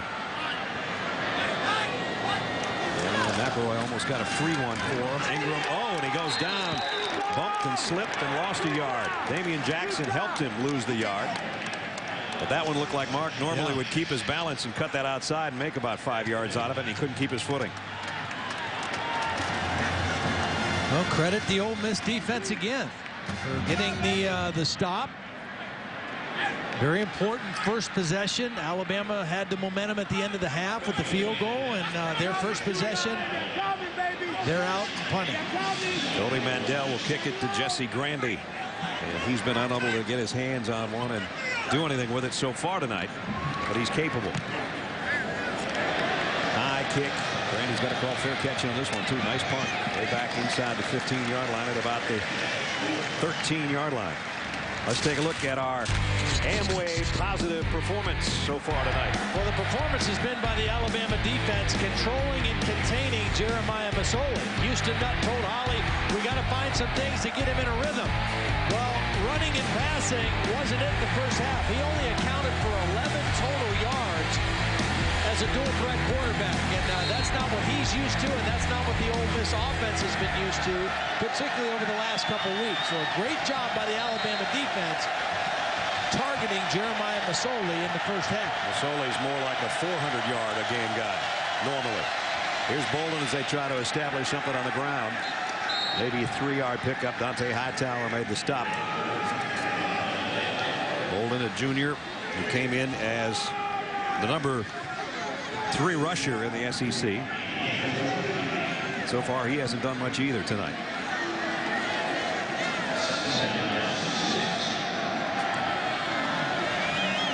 Julio Jones checking that hand out on the sideline. Late in the first quarter, a slant pattern seemed to have kind of had his hand stinging on that broken bone in his hand. Here's an end around coming to Jesse Grandy. Grandy looking for a block, and he scored it through somehow. And he's out to the 38-yard line. Boy, he got to where the traffic was, and he went right through the light, didn't he? Well, they needed some kind of a play like that, something to gain some yardage, a little trick play, a little reverse. They've run sweeps with Grandy. They fake the option and come back the other way, and Grandy does a nice job. The long play of the night for Ole Miss, 21 yards. Field position's been a problem for them all night. They just improved it with that play. And now it's Bolden. He got back to the line of scrimmage, and that's it. Courtney Upshaw in on the stop. Kirby Smart on the sideline calling the shots, the defensive coordinator for Alabama. You know, everybody knew that they lost a lot of great defenders from last year and that they might have some struggles this year. 8 starters off of last year's defense, but not just the starters. 13 of the top 22 left after this year or after last year as well. So even their depth was seamless. Jeff Scott on a fly sweep. I don't know how he's making something out of this because the timing of that was terrible. The snap count, and Scott got to the quarterback before the quarterback got the ball, but he's so fast that he did something with it. Well, he's fast, and Marcel Darius is hurt, and so that was a good combination for Ole Miss. Let's check in with Holly. Well, guys, this is a courageous performance by Darius. At the half right there on the sideline, the trainers used almost 3 rolls of tape on that left ankle and left wrist. He's clearly not 100%, but he's not taking himself out of the game. And look at the effort he gave on that chase. Big guy, 3 rolls of tape hanging in there. And normally he's only 2.5 rolls of tape. That's how big his ankles are. Masoli, the throw completes. And he got it out to Jamez Logan. Yeah, and that's a rhythm throw. And that's what Houston Nutt needed to do for his quarterback. Get something going where Masoli could feel comfortable. He took his drop, planted his foot, he made the throw on time, And it's another first down for the Rebels. And the first third down conversion of the night. You can believe that. So Ole Miss has got a little bit of something working. And as Houston Nutt told Holly, we get a stop, we get the ball, we get in rhythm, we got a shot. Right now they're making all that come to fruition. There's a screen out to Summers, and Barron brings him down after a short gain. Chris Berman and the gang get together to our Sunday NFL pregame show tomorrow. You get all the news and the latest updates from stadiums around the league right up until kickoff. Sunday NFL Countdown tomorrow morning, presented by IBM at 11 o'clock Eastern Time. Great lineup of games around the NFL. And we'll cap it off on Monday Night Football with the Jaguars and the Tennessee Titans. Here, SEC battle between the Crimson Tide of Alabama and the Rebels of Ole Miss. A series that Alabama has 6 straight wins in this series. Quick throw, trying to break a tackle and not being able to do so. Nice job defensively out there. Upshaw and Lester bring down Lionel Bro. Alabama has done a really nice job tackling tonight for the most part in space. They just have not given up any big plays. That 21-yard play on the reverse, the biggest play of the night for Ole Miss. But they've done a pretty good job of tackling in the ballgame. Third down and 8. 5 receivers for Masoli. The quick slant. Oh, Lester almost took it the other way. Well, he leads the SEC in interceptions with 4. And one of the things it takes to be a good interceptor is good anticipation. And Lester read this one. Here he is right here. He sees it.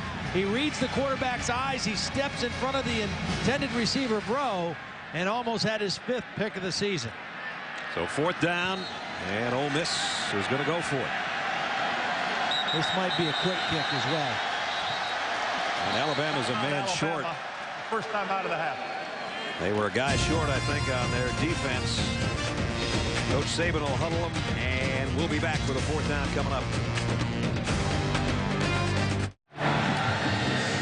The guy on the left was a freshman All-American. The guy in the middle is an All-American receiver, and the guy on the right's a Heisman Trophy winner. A little bit of talent sitting together. Yeah. Well, after the timeout, Ole Miss has sent out their punter, Campbell, to kick. They'd love to flip the field a little bit. That'll help to a certain degree, but it's still near the 20-yard line. 18-yard line is where Alabama will start.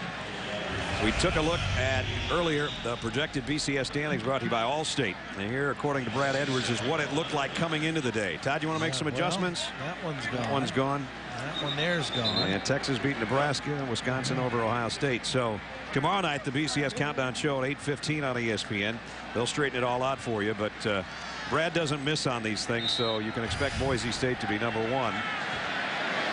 And whether they stay there or not, there's a lot of football left to be played. For this team in the crimson uniforms, they just want to win out and find a way to get to Atlanta, and then they can worry about it. Defending national champion, Crimson Tide. Richardson got about 2. Tackle for made the stop. So far, no big breakout runs by Richardson or Mark Ingram tonight. You know, really, both defenses have played outstanding. Yeah. I mean, they really have. I mean, this is the best Ole Miss's defense has played all season. I mean, they've won the last 2 games, but they gave up a lot of points to both Fresno State and Kentucky.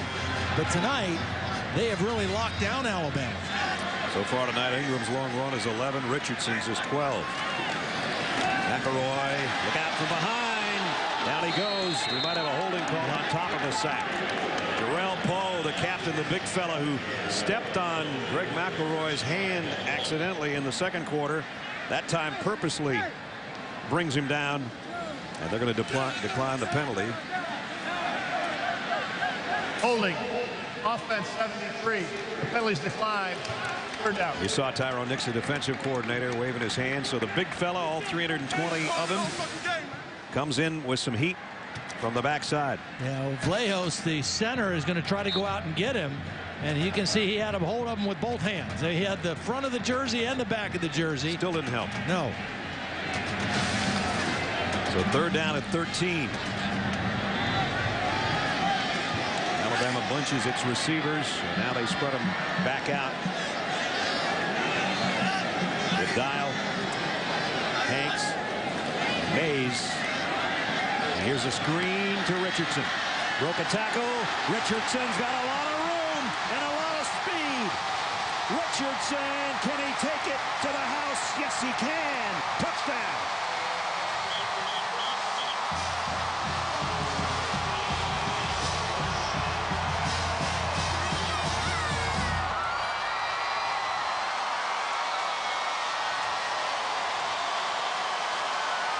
Boy, he can carry 225 pounds a long ways in a hurry.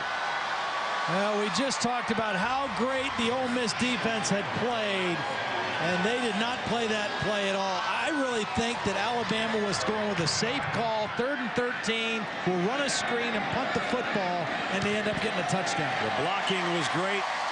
Richardson's reaction and the kick out to the outside was perfect.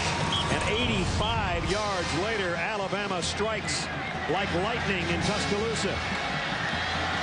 We were waiting for either Ingram or Richardson to take one long distance. Well, he just dialed one up for an Alabama touchdown.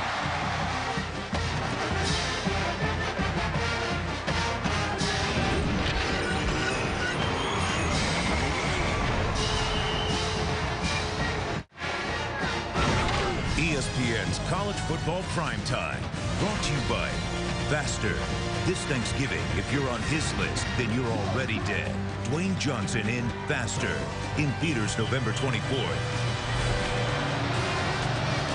Now they're celebrating at Tuscaloosa after the long touchdown.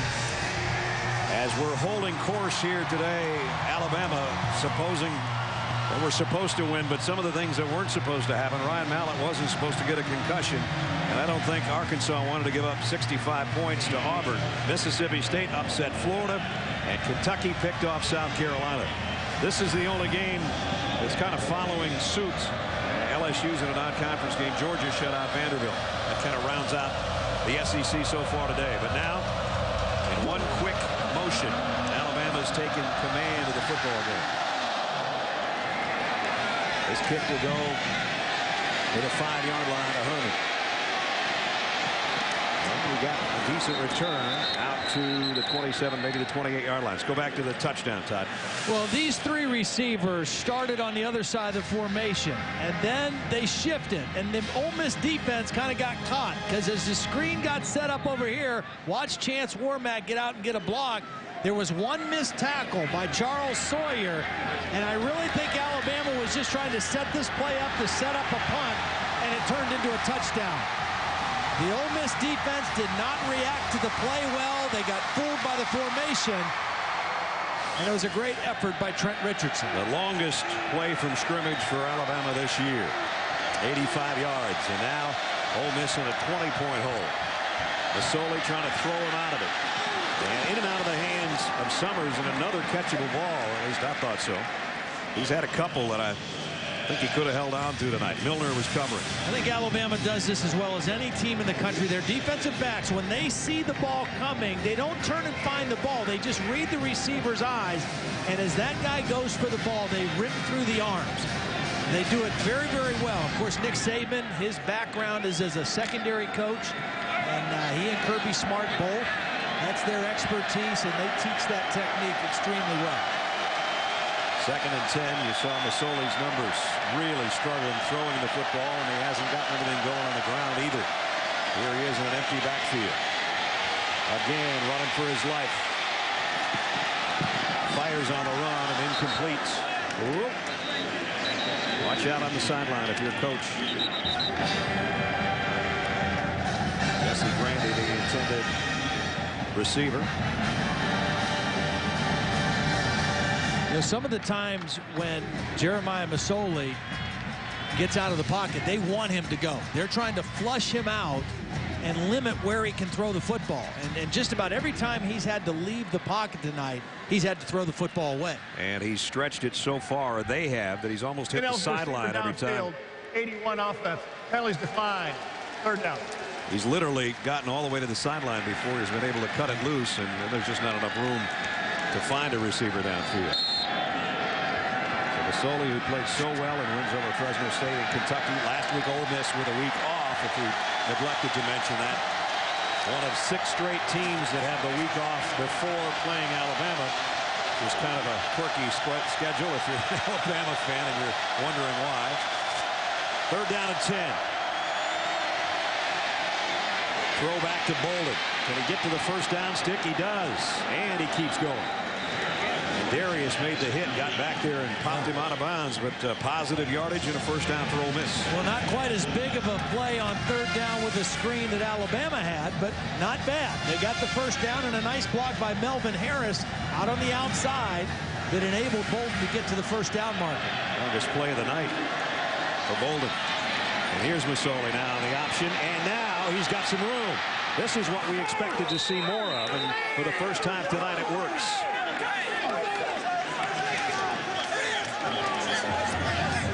He has had very few opportunities to really run north and south against this Alabama defense. They buy in on the fake to the back, and again, 2 plays in a row, Melvin Harris with a nice block on the perimeter, this time for his quarterback. Now they're all the way down near the 30-yard line. Bolden straight ahead.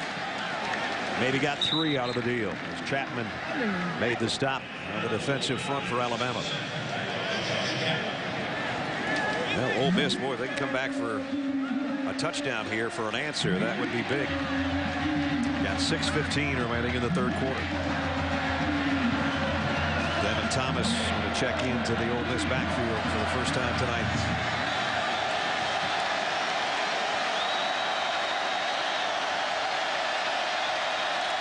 Masoli going to throw to the corner and almost caught by Summers, and again he got his hands on it. Dre Kirkpatrick was covering. Well, coming into the game, Marquise Summers was his #1 receiver, and that was just a good play by the defensive back there. Well, Kirkpatrick is 6'3" to begin with, so he's able to go right up in the air with Summers. It's not like as a mismatch with a big receiver and a small cornerback. Those 2 guys are about the same size, and Kirkpatrick went right up with him. Summers only has 1 catch. Here comes a safety blitz. Masoli shovel pass to Bolden, and he got a first down. Wow, what a nice job, because he had to double clutch. I mean, there was a blitz, there was pressure, and he had to double clutch that shovel pass and still got it to where he wanted it to go. Watch. Nope, let me pull it back, and then I'll get it there. Right in between 2 guys. He actually switched hands there and got it off with, I think he was ready to let it go with the left hand, and he got it off with the right hand. Bolden's helmet came off at the end of the play, but he got the first down at the 18-yard line. Rodney Scott will take his place in the backfield. Quick throw, and down to 14 to Jamez Logan. Holly? Well, Jeremiah Masoli got kicked off the Oregon football team last year, guys, but he still had a year of eligibility because he graduated. So he was calling around the country to places he thought he could get playing time. At that time, though, Ole Miss had 3 scholarship players, so they said no thank you. But in July, suddenly Raymond Cotton, their quarterback, left the team. So Houston Nutt called Jeremiah back, said would like to bring you in. You'll have a 0 tolerance policy for behavior, but they said so far he's fit in like a charm and been a great kid off the field and on the field. Trying to fit him into a touchdown here as he drops back, lobs a pass, and it's dropped by Summers. It was tipped, though, by Milner. Alabama's called the blitzes at the right times, and they've made them count so far tonight. Well, Masoli knew he had to get rid of this football quick because there's an unblocked guy, and it was tipped, but it still could have been caught. And this is a case where receivers may be thinking about turning upfield and running before he secures the catch. Got another 3rd down on this drive. He got 15 on a 3rd and 10 and 8 more on a 3rd and 7 throwing the football. Let's see if he can come up with it again to the corner. Caught and touchdown. Great effort by Melvin Harris. 15-yard touchdown pass. That's what you call using that 6'7" frame. That's going up for a rebound. That's going against 6'1" and 6'2", and you're 6'7". You should get this rebound every time. He goes up and catches it. A nice spot for the football by Masoli, right in between the defenders. So a good-looking drive of 71 yards in 10 plays. Bryson Rose will try to cap it off, but flags down before the kick.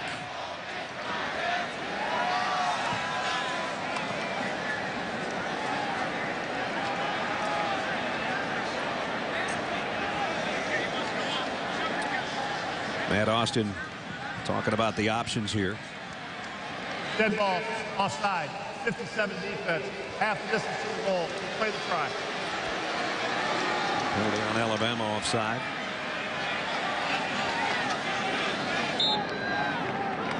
So Bryson Rose again lines it up to try to make it 23-10.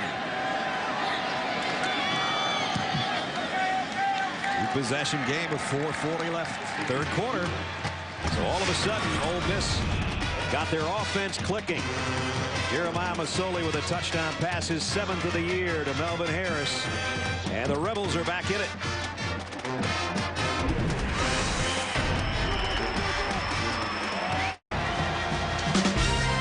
Monday Night Football coming up tomorrow night. Tennessee Titans take on the Jacksonville Jaguars. 8:30 kickoff. Coverage starts 7 o'clock Eastern with Monday Night Countdown served by Applebee's.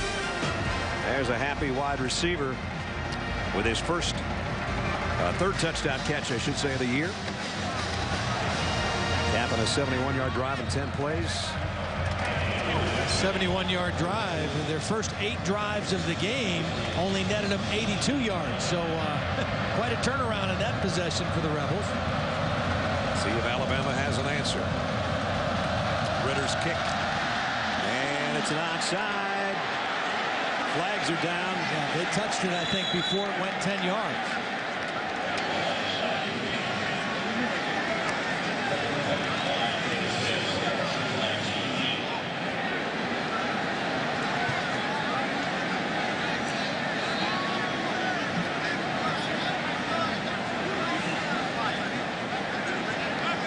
Got every official you can have in the huddle.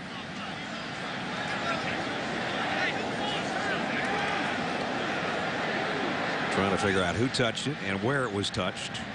And here's the call. Offside. Kicking team 35. 5-yard penalty for previous spot. Repeat the kick. Fawn Ingram offside. So trying to get a head start. Let's take another look. Well, there's Ingram right there in the front. Oof.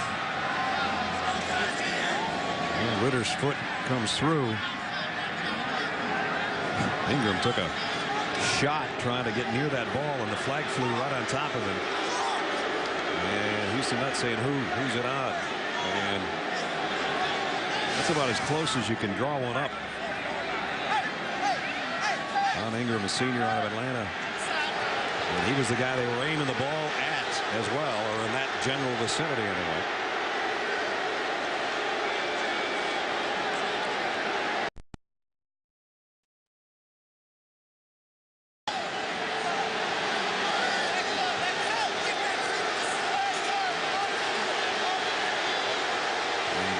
The Rebel coach is still looking for a little more of an explanation.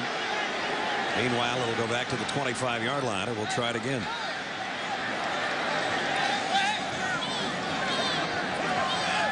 Assuming we won't get the same thing happening now, but we'll wait and see. Yeah, the element of surprise a little bit gone. They definitely had that working for them on the last opportunity. That was really close. Yeah. Hanks and Richardson are back deep. Which is where this kick will go to Richardson at the 2. Trent got an opening. And got it out. Ball's out at the end. Fumbled at the 30. And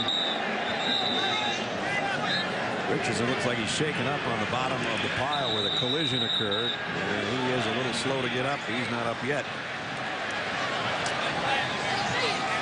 Well, meanwhile, Alabama did recover the football. D.T. Shackelford, I think, is the guy that laid out Richardson at the end of that kick return. And another penalty. Looks like it's going to be a hand to the face call if you can judge the body language of the officials.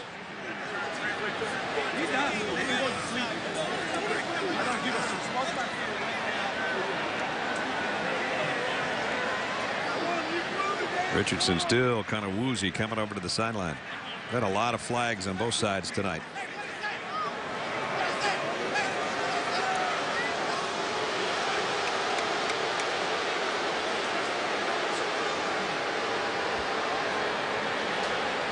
During the return, personal foul, illegal hands to the face, number 2 of the kicking team, 15-yard penalty from the end of the run, first down. So Alabama gets great field position again out of another special teams penalty. Houston not too crazy about the call. Well, number 2 wasn't around the football, I don't think. So this must have happened somewhere else. Here's is that? Yeah, I think that's the 2 up on the corner of the screen, wasn't it? I don't know who they called this on. 2 standing on the sideline, not even in the game, unless there's. I don't know who that was on. Well, there's 2-2. I thought they were going to call it on the kicker, Ritter, or the punter, but I thought that was Richardson just putting his head back because his leg was under the pine. Season high 9 penalties against Ole Miss. McElroy down the middle, completes it on the run. Alexander, he's all the way down to the 30 of Ole Miss.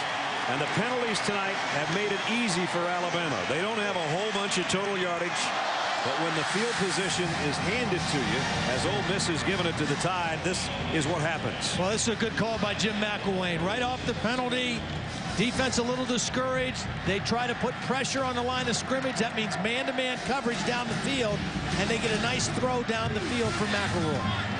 Right now, Alabama doing it without Julio Jones. They've got Gibson, Bell, and Norwood in there. Wide receivers back to the ground. Ingram. And Mark to the 25. Flag again on the play. Boy. Getting their money's worth out of the Hankies tonight. Holding Alabama.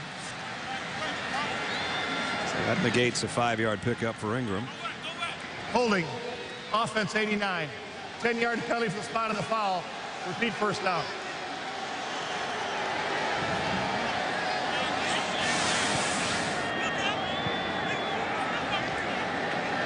I think they got the tight end right there, Mike Williams. Got a pretty good handful of Shackelford. It goes back to the 41-yard line. 9 penalties on Ole Miss, and another one added on to Alabama. Backs him up to the 41-yard line. McElroy in the gun. 3.5 minutes remaining, third quarter. Quick throw over the middle, and he overshot Alexander that time. Well, it was man coverage again, and Alexander had his man beat to the inside. And if he catches this, he might score because there's no deep safety on this play. Again, Julio Jones started the game. And on a slant pattern, seemed to have taken a shot to that broken hand that had a pin inserted into it this week. Hasn't been back in the lineup since. Pin and a plate, I should say. Low snap, but they get the handoff to Ingram. Ole Miss waiting for him in mass. The Rebels have about 5 jerseys on Mark Ingram.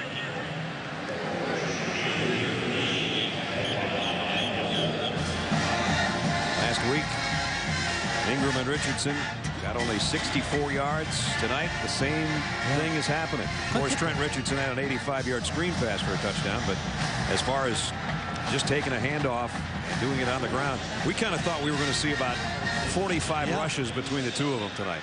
Well, and like Nick Saban told Holly at halftime, when a defense overcommits to stop the run and they put too many bodies up there, you got to throw the football. You're kind of running into a brick wall with that many bodies. Here comes a blitz on 3rd and 17. Play is stopped because of, you guessed it, a flag. Prior to the snap, delay game, offense, 5-yard penalty, still third down. Well, 3rd down 17, 3rd down and 22. What's the difference? If I'm Ole Miss, I'm saying let's watch out for the screen. The last time it was 3rd and long, they ran a safe play, a screen, and it went all the way for a long touchdown. I'd be ready for another. 16th penalty tonight now after that one. screen. It'll be Ingram, the recipient this time. He's in there with McElroy. Gregg's in trouble, and down he goes. And it was Rivers and Shackelford again.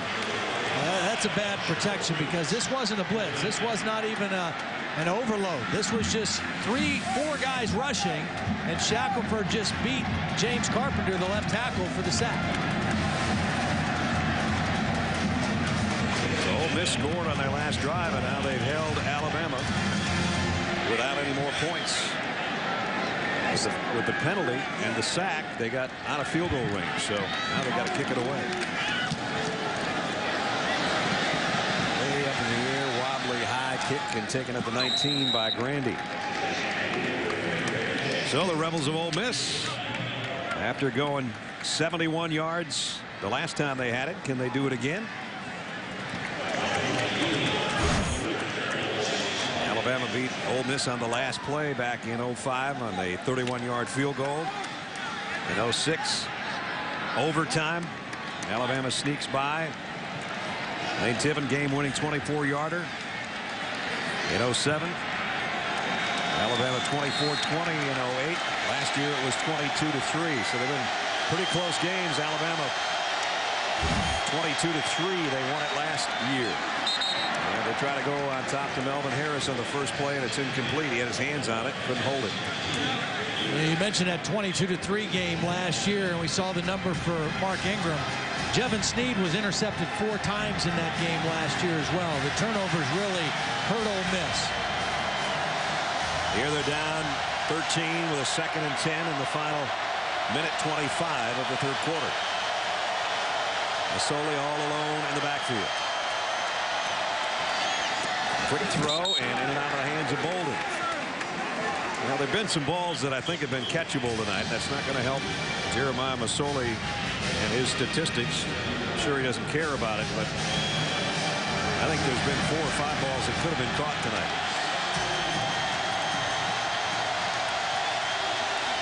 He's got 5 receivers again. And he's got 3rd and 10 again. Masoli crossed the middle and got the first down.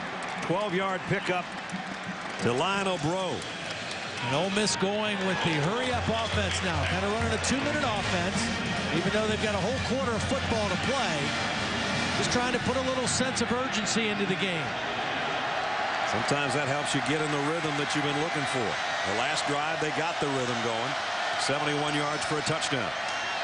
Quick throw, dangerous one. Think about coverage. There's going to be a loss of a couple on that play. Dre Kirkpatrick was like a blanket. You've heard of blanket coverage. This was blanket coverage. I mean, he was all over that quick throw. I mean, this was a raise up and throw, and Kirkpatrick was right there. That's like a snuggie more than a blanket. Half minute to go, third quarter. 2nd down and 12. Masoli in the pistol. Gives it off. Bolden trying to spin his way out of traffic. And he did a pretty nice job to get to the 36-yard line. Pick up a 6. And man in on the play is Kirkpatrick, and he's hurt. Just made that last play in pass coverage, and this time involved on the tackle. And Dre, the sophomore out of Beltsville, Maryland, down.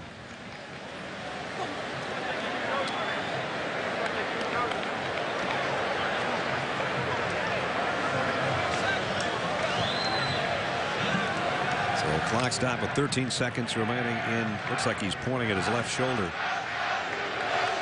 I knew it wasn't his leg because he was kicking his legs pretty furiously on the field.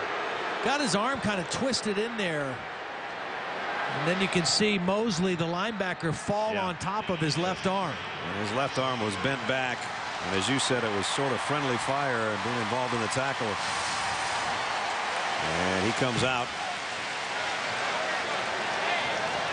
And Daquan Menzie will take his spot on that corner. Ole Miss has converted their last 4 third down plays. 2 of them were 3rd and 10s. 2 of them were 3rd and 7s. They couldn't buy a 3rd down in conversion in the first half. Yeah, 0 for 8 in the first half. crowd's trying to do its part. And Masoli says, cheer all you want. I'm going to the sideline, and we'll worry about it in the fourth quarter. So a big third down will start the fourth quarter in a game that's a two-possession encounter right now. Alabama controlled the first half. Ole Miss has fought its way back into it. 23-10 tie.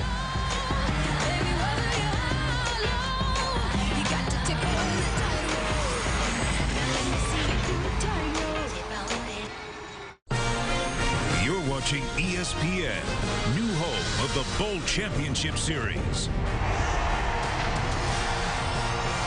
Set to start the fourth quarter at Bryant-Denny Stadium in Tuscaloosa, Alabama. It's the SEC on ESPN. Big third down and 6 for the Rebels of Ole Miss.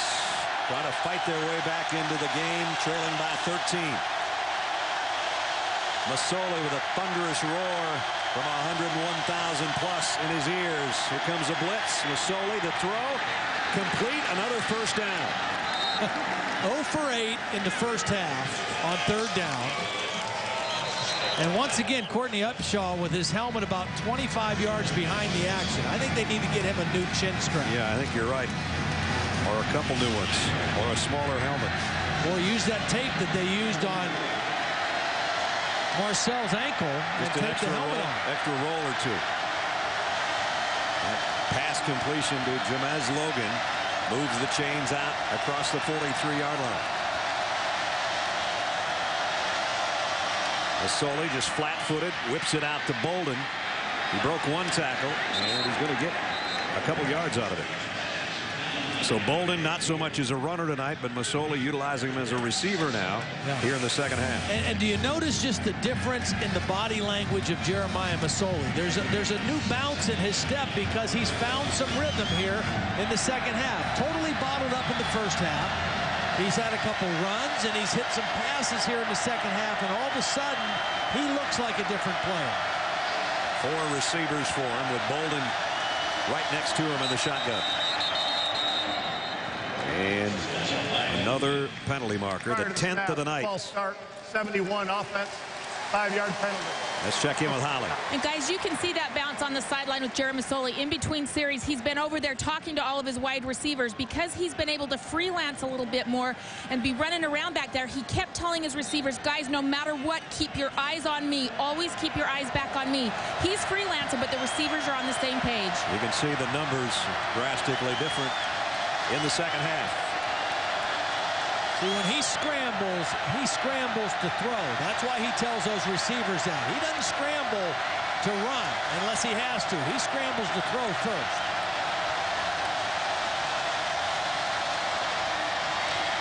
Quick throw. Looking for a block out there and not getting one is Lionel Bro. Nice job by Alabama's defense to stretch it out and drop him for a short gain. Now, Mark Barron doesn't miss many tackles. He's been the most consistent player, the biggest impact player in this Alabama defense through this part of the season. He's the only guy that came back having been a starter last year. Everybody else is new back there, and he's the leading tackler for the Alabama defense. 9th play of the Ole Miss drive, but they still haven't even gotten to midfield. 3rd in a whole bunch. Masoli's been able to pick this up, but this is a long one. Going to throw a screen, and Bolden goes down. There was just too many crimson jerseys led by Mosley and Hightower. And we're going to have to punt it away.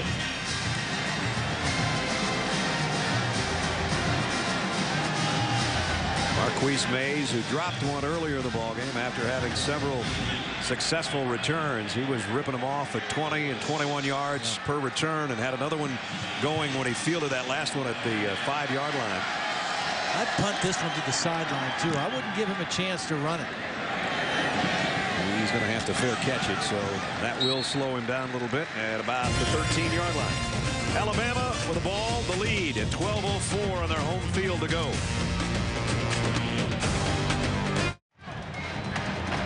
23-10 Alabama. Just over 12 minutes remaining in the football game as we take a look at our Castro protection spotlight, Mr. Blackley.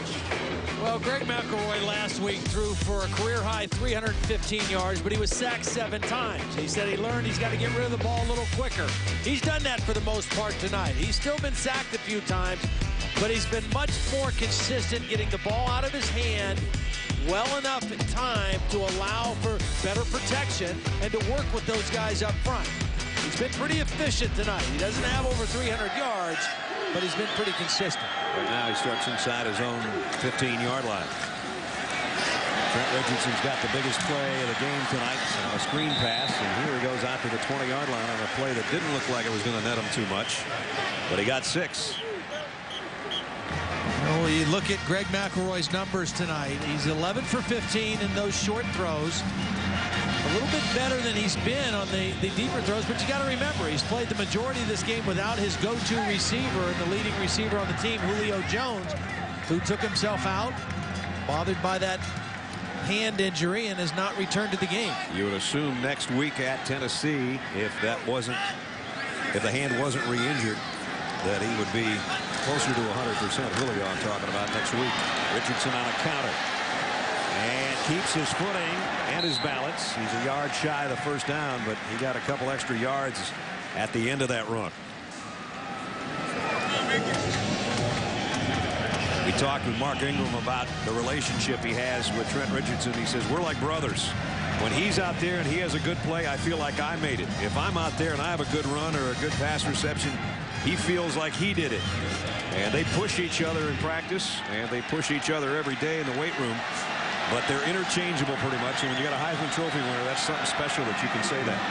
Right now they're in the backfield together. First time we've seen Ingram in the Wildcat. Mark waits for his blockers and gets the first down. Let's check in with an update. Wendy Nix. Wendy. Brad, thank you very much. A tough day for the top 25 and Air Force among them. San Diego State leading here 20-18. Ronnie Hillman off and running 44 yards, and San Diego State pulls off the upset, defeating number 23 Air Force 27-25. 2 other Mountain West teams, though, remain undefeated, TCU and Utah. And here, the SEC that's been shaken up a little bit today, but number 8 Alabama trying to hold their home field and do what they're supposed to do and get back in the win column. Marquise Mays all the way out to the 45-yard line. So Alabama's offense mixing it up here. They pick up 20 more. Man coverage, so you just got to pick off his man and watch Darius Hanks pick off Marquise Mays' man. You're anticipating man coverage. A lot of guys around the line of scrimmage, and that's receiver helping receiver. Hanks with the big-time block. I know Marquise dropped one punt tonight, or fumbled one punt after he was hit hard on a return, but his return tonight have kind of changed the field position, and as a receiver there, he's kind of doing the same thing. Now back to the ground. Richardson got a nice block to seal off the outside and picked up about 6 more tough yards. Well, just to finish up on Mays, again, we mentioned Julio Jones out of the game. Leading receiver, main punt returner. He can't do it. Somebody else has to step up and make plays, and Marquise Mays has been that guy tonight for Alabama in both phases.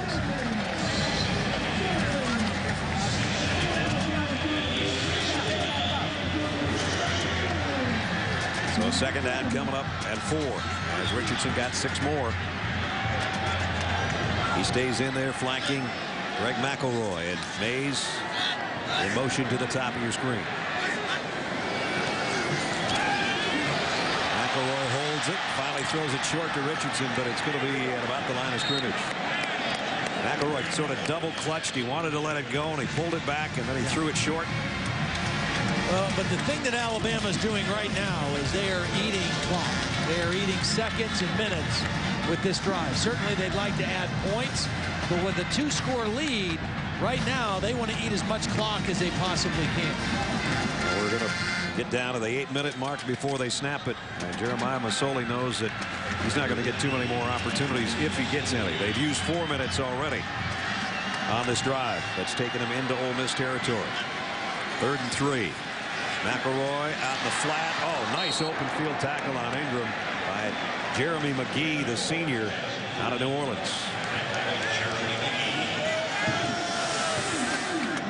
It's 4th down and about a yard. Yeah, it's pretty tough to tackle Mark Ingram above the waist. He's so compact and built low to the ground. You got to go low on him. And that was a beautiful tackle. So Mandel in the punt. And again, he'd like to keep it out of Jesse Grandy's hands.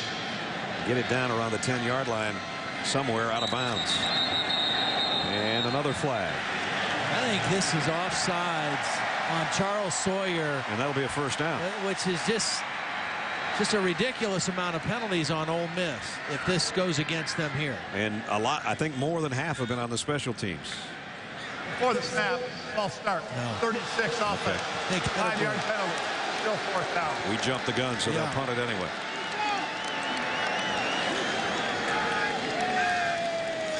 Well, maybe that's why Charles Sawyer moved. Because he saw somebody move in red. Charles, we take back everything we said about you. So Mandel stands at his own 35. And now there is motion again. I'm not sure if it's the same thing or not. I'm not going to guess this time. Prior to the snap, offside, 29 defense. Entering the neutral zone, causing the offense to false start. 5-yard penalty. Still 4th. Now it's 4th and 1 again. We're right back where we started. Well, if they pull one more of those off, Alabama will have a first down, which is what we thought a couple of plays ago.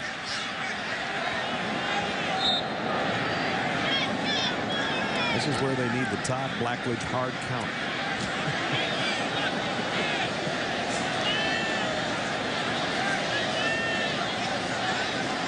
Well, this looks clean this time. And a kick. Around the 9-yard line. So good punt to keep them pinned inside their own 10-yard line.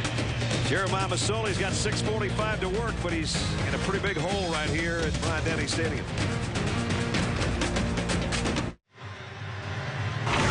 ESPN's College Football Primetime, brought to you by the new 2011 Lexus IS, wheeled precision. Looks like a half a Chick-fil-A sandwich over Tuscaloosa tonight as we take a look at our Chick-fil-A drive recap. In the 3rd quarter, the best drive of the night. Ole Miss got things going. They got some good outside blocking, and Bolden got the corner and kept the drive alive. And then Masoli with his best run of the night on the option took it, got to the edge, picked up 21 yards, and then he hooked up with Harris at the goal line, and the big fella at 6'7" fought his way in to cap a 71-yard touchdown march. But now they need a 90-yard touchdown march, and then they need some more points after that to somehow pull off an upset. Here comes a guy with the speed, Scott. And he's got a quick 12 or 13. Jeff Scott, a freshman out of Miami. And you can see why they like him, and they hope that he'll be the next Dexter McCluster, maybe. Same kind of size. I don't know if there'll ever be another one of those guys, but he has those qualities as a young guy. It just has to feel like for Jeremiah Masoli and this Ole Miss offense that every drive feels like they can hardly see the opposite end zone. Right. I mean, they've had 11 possessions, and 7 of them have started at their own 20 or worse. Masoli has completed his last 6 passes. And a first down at the 22. He looks to the right and now goes on a streak down the sideline and overshoots everybody out of bounds. Jamez Logan was the closest guy, the intended receiver.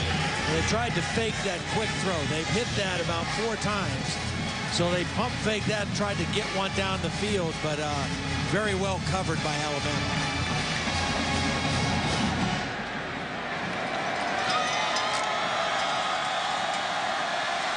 Second down and 10 at the 6-minute mark. Scott's back in there in the backfield with Masoli.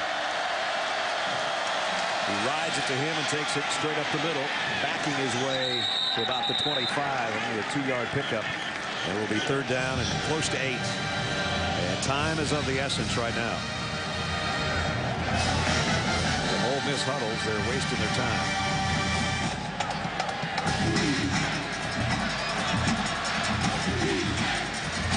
Play comes in from the bench.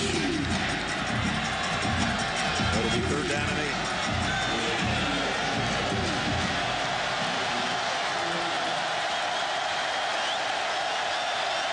Receivers from Masoli. Darius got a great jump coming up the middle. He almost got to the quarterback. The throw, though, is complete. There was a flag down as well. I don't know if it was offsides on Alabama or not. But a nice job by Masoli of keeping that play alive with his feet and extending it long enough to make the throw for the completion. Marcel Darius was on the nose there, and I said he got a great jump. He might have jumped right into the center. He's played both inside and outside tonight, as he has through much of the season.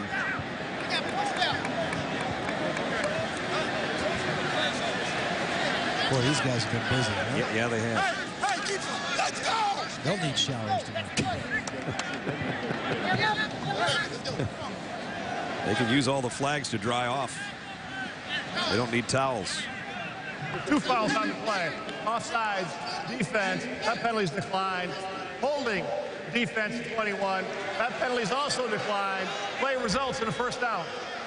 So double penalties against Alabama. Dre Kirkpatrick, who was shaken up on the last series, back in there. He had the holding call. We don't know who the call was, but we think maybe Marcel Darius got a quick start on his nose tackle position. So 1st down. Masoli had it tipped up in the air. Alabama's got it. Barron with the interception. His 2nd of the season. Well, Marcel Darius is playing on a bad ankle. They're going to try to cut block him. They're going to try to knock him down. But he just kind of pushes himself over top of the cut block and is able to get his left hand on the football. Bad wheel and all, he still makes a big-time play. And Barron gets the interception. Every Sunday, catch the BCS Countdown Show for the exclusive unveiling of the new BCS rankings. Find out who's in the driver's seat and who's poised to be this year's BCS Buster. And that's why they're number 1. The BCS Countdown Show tomorrow at 8:15 on ESPN. The scene while we were away. A head coach who is not happy with his team's performance, despite the fact that with the turnover, it looks like they can seal the deal here in the next 4 minutes. Oops, Darrell Poe just took the entire offensive line backward.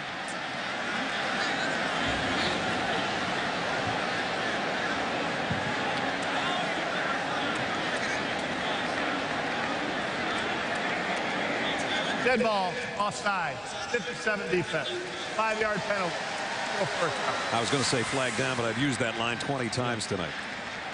You know how I make the point sometimes that some stats are really misleading in college football? I'm starting to think that the total penalties is maybe misleading for Ole Miss as well. Least penalized team in the league coming into tonight. They got almost as many as they had coming in through 5 games. Just about. In the Wildcats, Mark Ingram, left side, got a 1st down. Down to about the 26-yard line. And we're going to work our way under 4 minutes. Here's as though Alabama's going to bounce back from their first regular season loss in almost 3 years to go to 6-1 and 3-1 in conference play. If you missed earlier, South Carolina lost to Kentucky. Mississippi State beat Florida. Well, the good thing for Alabama, if they are able to hold on to this one, as it appears that they have a great shot to do, is those teams ahead of them in the West, they both get to play it. That's right. You got an undefeated LSU and an undefeated Auburn still on Alabama's schedule. We have an undefeated Wendy Nix to check in with. Brad, that remains to be seen, but thank you very much. Oregon State at Washington. This game over on ESPN. Oregon State trailing by 21, but they mount the comeback thanks in large part to Jacquizz Rodgers. A 20-yard run. He punches it in here from 4 yards out. And we've got a tie ball game. 21-all, 11:26 to play in the 3rd quarter. I didn't Thanks, Wendy. I didn't know there was anybody else playing later than us, except Hawaii. Here's Ingram. Just has to go down for a loss on the play. So it'll be a happier week for the Tide, although I think as you saw your head coach in that huddle over there on the sideline, I don't think he'll be that pleasant. You know, Nick, 5 minutes after winning the national championship last year, was ready to start thinking about coaching this year already. So that doesn't change too much. And as he told us, you don't prepare any differently after a loss than you do a win, because there's always need for improvement. Tonight he probably didn't see as much improvement as he wanted to see, but the W column's going to look a little prettier. Well, I think they definitely did some things better tonight than they did a week ago. Ingram this time on a handoff for McElroy. And, well, you know what that yellow thing down in the corner means. Well, Mark Ingram took off a couple counts before the ball was snapped. I don't know if it was on him or not, but illegal motion. Offense 22. Yeah. The penalties decline. So it's 4th down.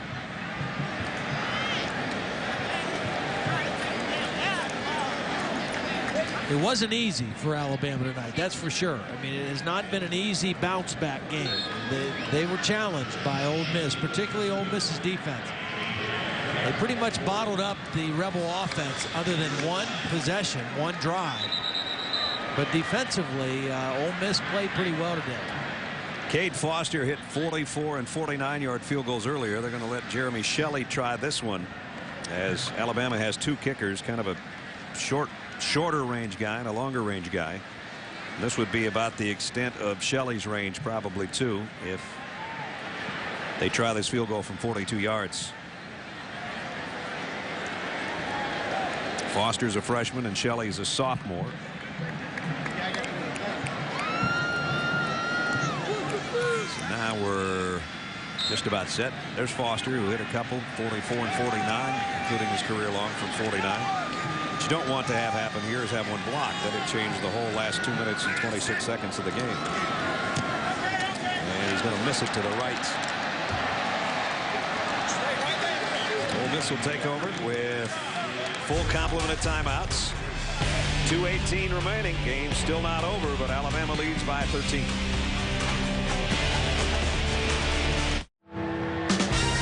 Coming up on ESPN's Monday Night Football, Chris Johnson and the Tennessee Titans take on the Jacksonville Jaguars. 8:30 starts with Monday Night Countdown served up by Applebee's at 7 o'clock. I don't know how many times Barry Sanders Sr. was on Monday Night Football, but he electrified us in an all-pro career and a Pro Football Hall of Fame career. And there's his son, Barry Sanders Jr., who's being recruited by Alabama, and I'm sure everybody else in the world, for the class of 2012. Masoli just throws one up in the air, and one of the officers over there makes the catch on the sideline. I'm surprised that that's not intentional grounding. Oh, that's what Nick Saban's saying. He's all the way out halfway to the hash marks. Well, I mean, he was not out of the tackle box. He was directly straight back in the pocket. I guess there was potentially a receiver in the area. Furbia Allen, the tight end number 83, was nearby, but he definitely threw that away to avoid a sack. I still think the intended receiver was one of Alabama's finest, because he made a heck of a catch on the sideline, and he's a tight end size. He has good size officer down there. Yeah, and especially for, you know, Alabama's tight ends are really like, he'd fit in good. Down to 1:43. Got to hurry. 3rd down and 2. Need the first down, and they need to keep it going. And Masoli will keep it going by picking up that and then some, and out of bounds.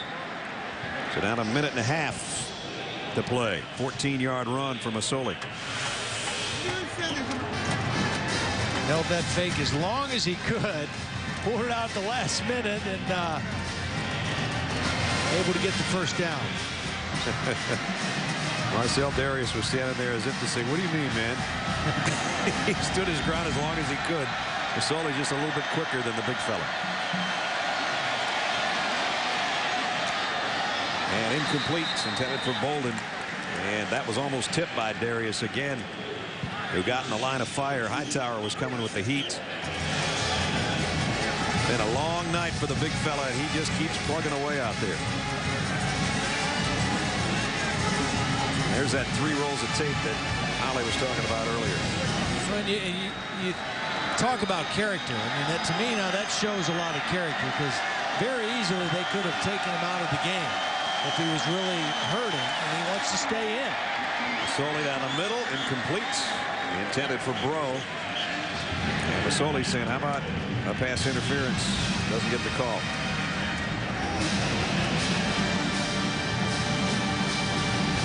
So it's 2 down territory here, obviously. It's 3rd down and 10. They got to get it down to the 42 of Alabama to move the sticks.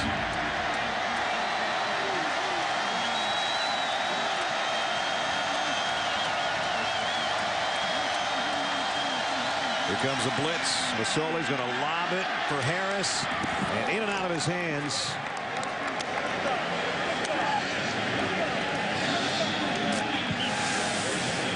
Milner and Lowry were back there with him and just couldn't quite stretch out. Did the best he could with that long frame. I don't think he would have been inbounds had he been able to hold on to it. So could be the last snap offensively for Ole Miss right here. 4th and 10.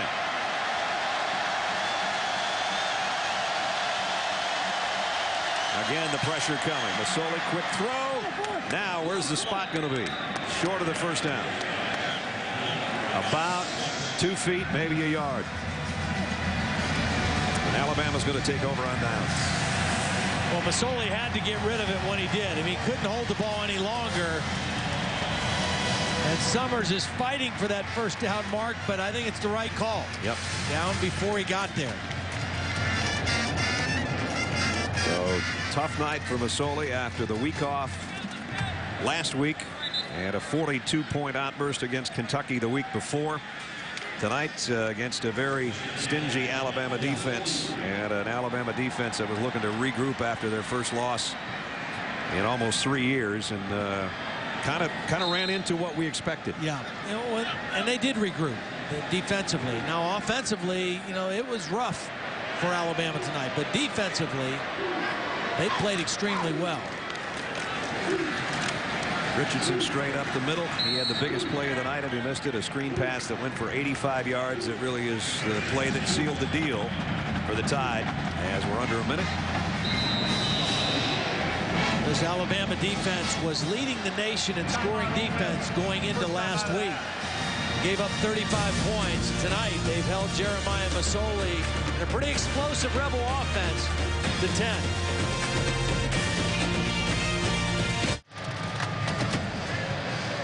The Bears always in everyone's mind.